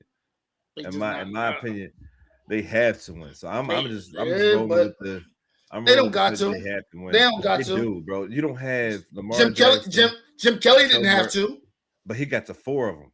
You got to get to one of them. You gotta get to one of them if you Josh. No, because you certain franchises just got a cloud, bro. Like nah. For Josh Allen. Y'all part of the reason, motherfucker. I seen the Cowboys documentary, nigga. Okay. Y'all part of the reason. They ain't got shit to do with who goes to 4 Super Bowls in a row and don't win none of them bitches. Only the Bills can do some shit like that. Only the Bills. That's a franchise thing. That's not even like an era, a generational. That's some shit like Cleveland got going on. Just Cleveland they don't get as far. He got like Buffalo got some wild shit. He has to get to the Super Bowl, in my opinion. Niggas don't remember the good teams Buffalo had when they had Travis Hunter and JP Losman at quarterback, right. Like that defense. Right. Yeah, Buffalo just not. No, they're just not, bro. No, I understand what you're saying. I understand what you're saying, but this is the year if you're Josh Allen. Just like if Lamar Jackson makes it to the playoffs, nigga. This is the year that you go. I don't give a fuck what your record is coming into the playoffs. This is the year that you go to the Super Bowl. Fucking Mahomes not there, Burrow not there. Like, you know what I'm saying? Like, you this is your year, nigga. You don't have nobody to really, quote unquote, worry about, nigga. Like, it's almost like if you look back in history, these 4 teams have always stood the Bills' way. If it ain't the goddamn New England Patriots, the New York Jets, the Broncos, or the Bengals, as long as one of those 4 teams is thriving, the Bills ain't gonna have a chance. I mean, and the Chiefs apparently, but like, especially in the playoffs, but Chiefs ain't there neither. But the Patriots are. They can beat the Patriots. They can beat Denver. You know what I'm saying? I think they can. Whoa. I think they can. Who beating the Patriots? You said the Bills? The Bills, yeah. And they gonna beat and they beating the Broncos too? I think they could. Now look, you might not even have to play the Broncos. You know what I'm saying? You know, so they have a slip up or some shit like based that. Based on what though? I mean, based on what? What you mean? Josh Allen? Yeah, I mean, just based on like everything they've been doing this year and how they've been playing this year, the running game. Did they just play Philly? Yeah, and the running game has been horrible and shit like that. But it's not just Josh Allen either. You know what I'm saying? Like, but I'm thinking if you get, I've been saying this all year, and their best wins has been coming off of the legs, no diddy of James Cook. If you get that ball and let him run the ball early and often, and then let Josh Allen play action and make off of that, that's how y'all win games. So I think that they go in the playoffs with this mindset in state to run the football with James Cook. They have a good chance of beating those teams. Both of those teams is really good on defense, but they're not really great at stopping the runs and shit. Like the best run stopping team that you're gonna go against is probably New England, which I think is like 13th and shit like that. Which is, you know what I'm saying, still good. Shit like, but it's like, you know what I'm saying, you can find a way around that with both of your running back and your quarterback, in my opinion. So I think this is their best chance at getting to the Super Bowl.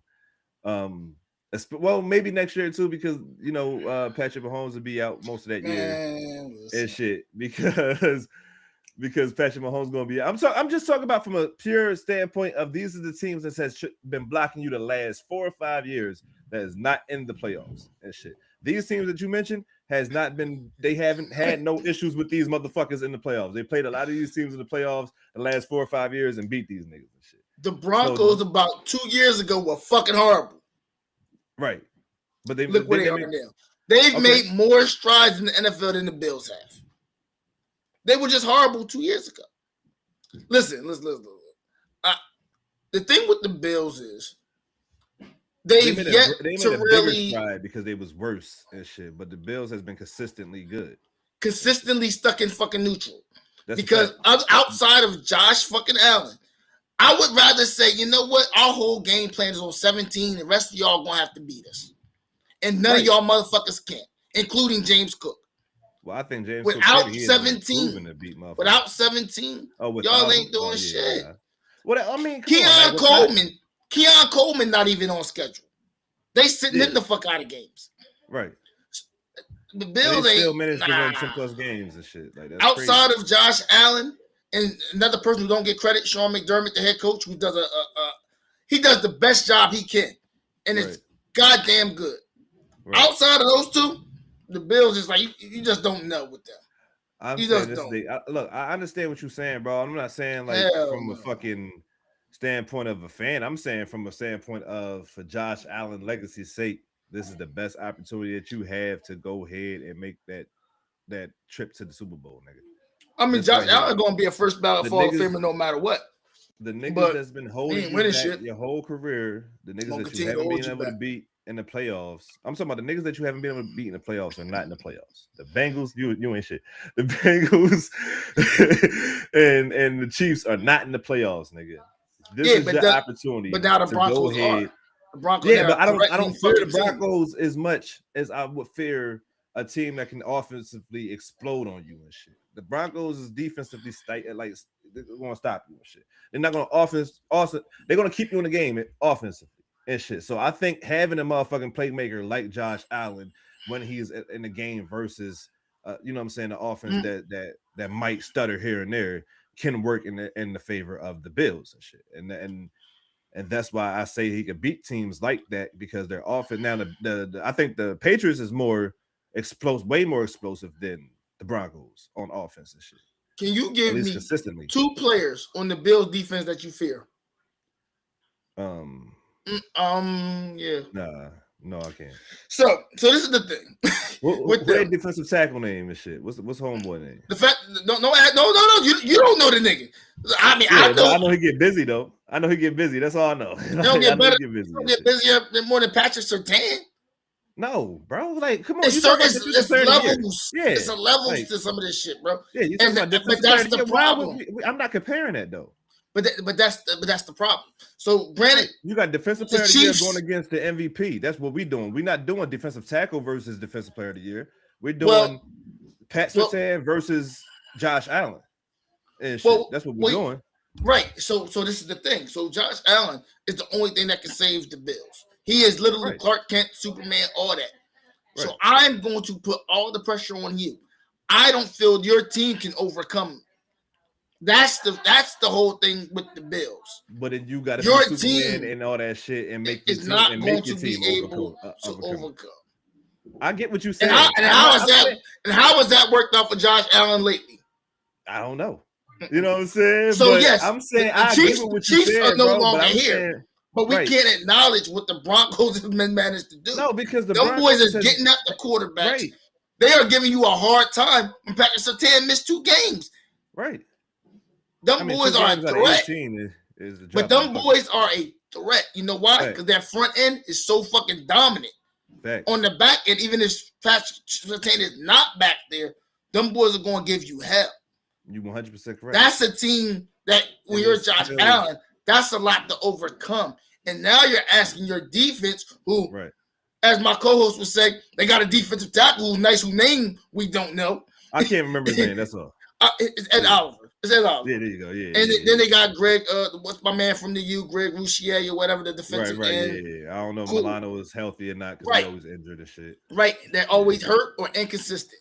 Right. And I just don't. Then their defensive backs is like, who they got in the defensive back? Right.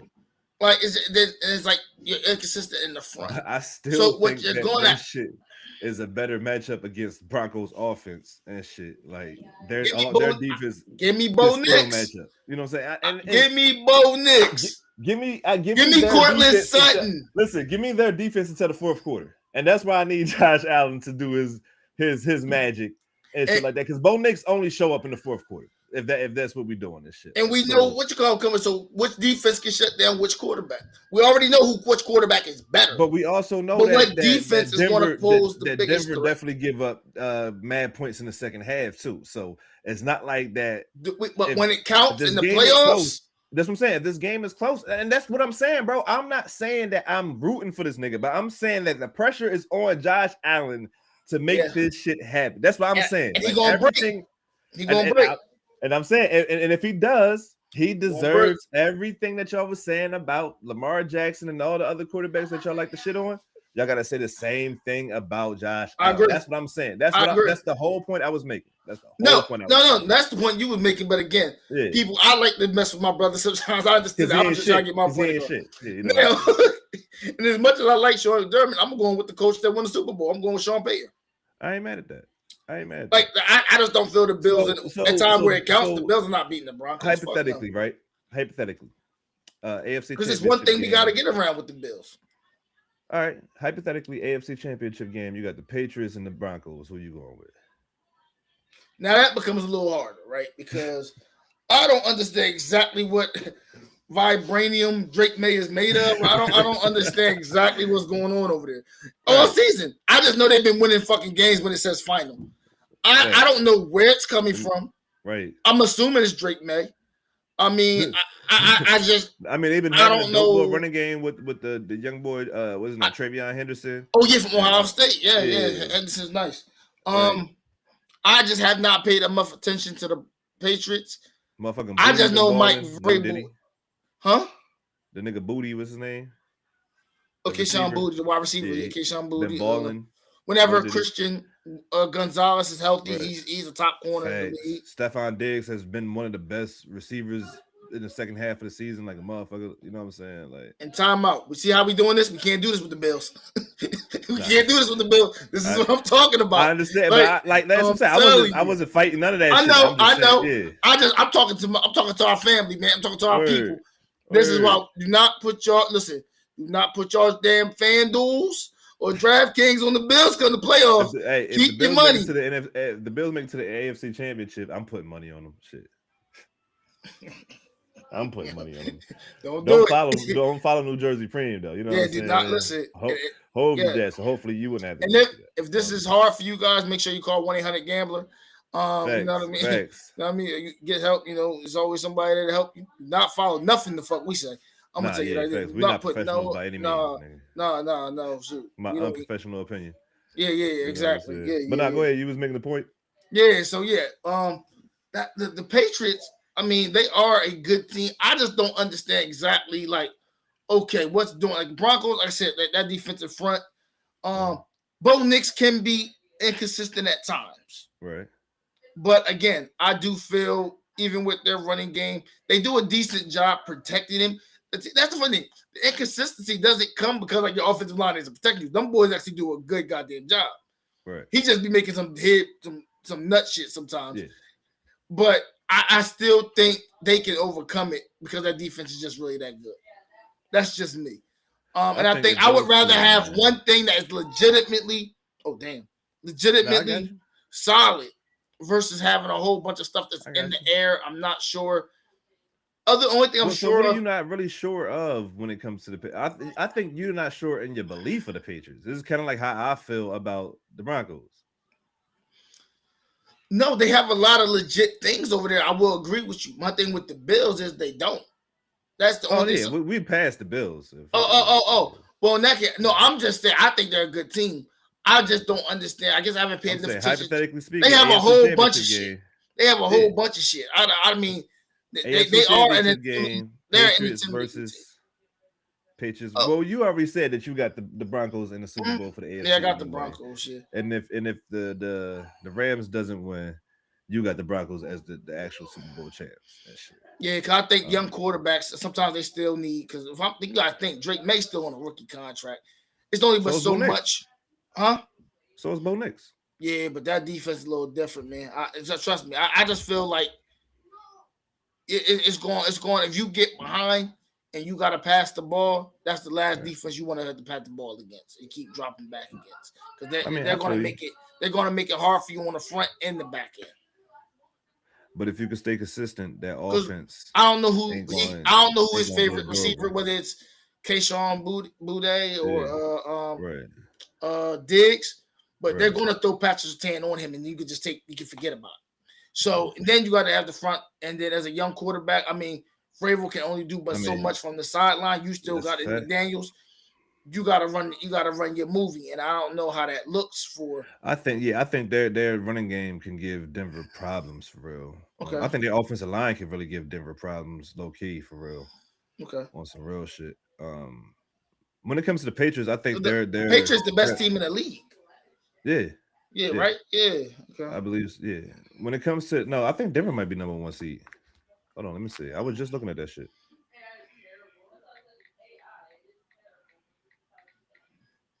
I was just checking that shit out.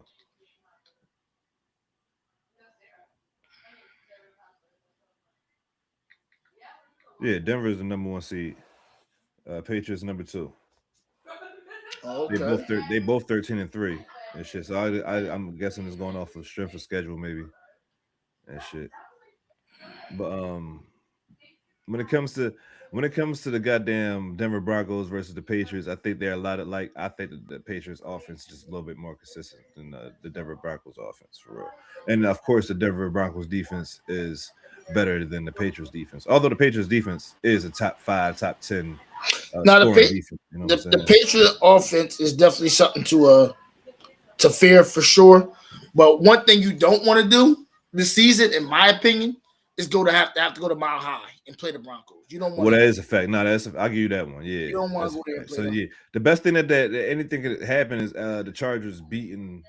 I Mm-hmm. mean, for any team in the AFC, for real, in my opinion, the best thing that can happen is the Chargers beating Denver this week. You know what I'm saying? Correct.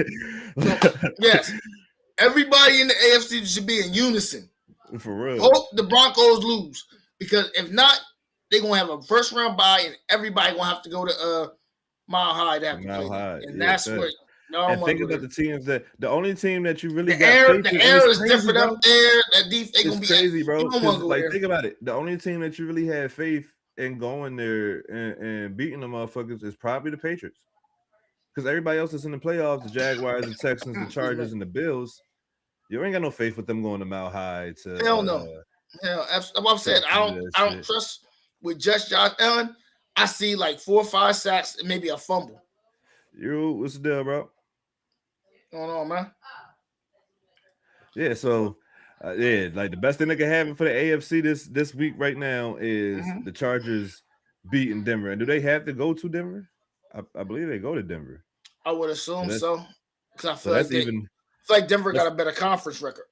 right. So that's twice as hard. You know what I'm saying? No Diddy and That's what I'm shit having to saying. go there Yeah, for to sure. to finish this joint up like that, yo. Yeah, So it's gonna be hard for everybody having to go to Denver. That's what I mean. That's definitely. I didn't even think about that initially. yeah. I forgot because I remember over here and they said like they had a really good home record. They had one of the best in the league.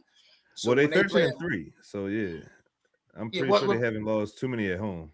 well, yeah, that's what I'm saying. So how many games did the Patriots lose at home versus the Broncos? Who got a I better don't know, home but record? they 13 and 3 also, so they might have lost maybe one more game at home if they did, you know what I'm Right. saying? Something like that. Maybe like yeah. So because there's one more game left. Right. So either these teams are like 6-1, 7-1, 7 and yeah, like six Right. and two Right. ish, something good. It's gonna be an over 500 record, obviously at home. But the So in Broncos, the NFC, the one oh seed, of Lord, course, is the Seattle Seahawks and shit. you The know what two the seed is craziest part? Not to cut you off, San Fran could win the fucking division after all that bullshit this year. yeah. After missing half of their defense, Mm-hmm. you know what I'm saying? Half of their offense being out for half of the season. Yeah, All that shit. Yeah. So I really hate to admit it, but they really been coached really well. You know what I'm saying? Really well and shit. Like, you know what helped? I think, but see, this is also it's so crazy. I'm gonna blame a lot of this shit on Aaron Rodgers because how does it Aaron Rodgers' fault? I'll explain. facts. People don't understand how much credit that we gave the Niners when we talk about Kyle Shanahan, but people don't realize how important Robert Saleh was to that defense. Yeah. When he Yeah, left it's and went to facts. become a Jets head That's a coach, fact. he was a good coach. He had that Jets defense balling. Facts. It's just the offense couldn't get going. Right? Aaron Rodgers don't complain and got that man fired. That man was Yeah. a good coach. Yeah, that's fact. The Oh, I problem get what is you're saying. your ass couldn't get the fuck going. I get So what you're saying. in return, you don't fucked up the whole NFC West because Facts. this nigga is this Came back to motherfucker my is hood back bullshitting. Yeah, right. with an Right. offensive minded goddamn head coach and a good defensive minded head. Yes, and that's Right. why they're back in contention. Because they Right. No even doubt. with Bosa not being there, Fred Warner not being there, he Right. got them boys playing. Facts. Big It's facts. like Robert Saleh is But a hell of a coach, man. I hated that the he was second back. seed, the second seed is the I hate it. goddamn Bears and shit. They play Detroit. Well, yeah, they play Detroit this week. You got the Eagles as the third seed. They play Washington this week. Mm. Of course, the 49ers at the fifth seed against Seattle. The Rams at the sixth seed against uh, Arizona. And the seventh seed is the Packers as of right now. Man, listen. So the 4th seed is up for grabs. We don't know for sure. That's the reason why it's not up there, because we don't know for sure who's the winner of that division just yet. That will be the game to be decided this week with the Panthers and the Buccaneers. I'll tell you One this of the much. games to watch this week, in my opinion. In the NFC for the Super Bowl, it's going to be somebody out of my division. I'll tell you that much. So it's going to be one of the 3 teams that made it to the playoffs out of your division. Yeah, they're going to be Super Bowl. If not us, it's definitely going to be San Fran or Seattle. So I don't see nobody. You don't see the Eagles getting back, and you don't see the Bears or the Packers getting to the NFC Championship game. I don't see the Eagles beating none. I don't see the Eagles in the playoffs beating nobody in our division. I don't know. Okay. So we also had the Steelers and the Ravens too for the 4th seed up on the AFC side too. I forgot to mention that. They'll be fighting for what they'll be playing for the division this week. And honestly, we could say this is Mike Tomlin's and the Steelers' fault for this. So this past week, Myles Garrett had the opportunity of breaking the sack record against the Steelers. And instead of trying to win the game, the Steelers tried everything in their power to make sure that Myles Garrett didn't break that sack record. And it ended up costing them the game.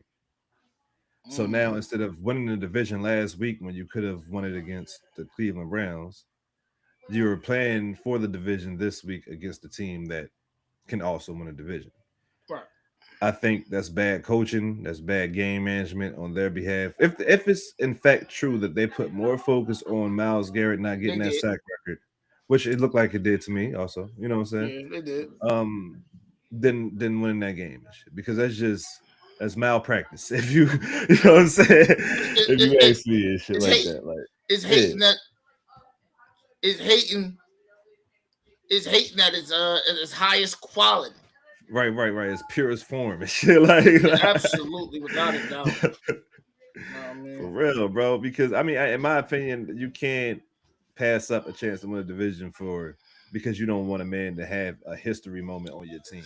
They don't want to be a part of the history. They don't want to be on NFL film showing him getting that last record-breaking sack on Aaron Rodgers. In my opinion, that's Aaron Rodgers and that's Mike Tomlin. That's both of their egos allowing that shit to happen like that and shit. Like, I think Mike out of there after this shit, personally. I believe so also. I think him and Aaron the fuck out of there. Because Aaron probably retiring after the season. I mean, after the season on some real shit, bro. Like, why even play anymore? No offense, thank God, Aaron, because you were great during the beginning, bro. But the last about 5 years, bro, you was a pain in everybody's ass. Facts. Like for no reason, bro. It's like, come on, man. You ain't want to take the COVID test. Like you thought you was just above the program, bro. And considering you was a guy who the 24th pick, who came from a junior college to get to Cal. You wasn't like a 5-star. You wasn't like you spent your whole life being that bull. Like you worked hard for it, but it's like, bro, all right, now you milking it. You milking it now, my G. You gotta go home. You order ayahuasca you want to do. Like, let's go home. Just go home, bro. Go home. Wait, watch. And I'm calling his name. He ain't just gonna want to go home because for some reason he's gonna have a pass to go up there to Pat McAfee and talk dumb shit about everybody else. Watch. Probably. And I'm just be like, why the fuck you got him up here?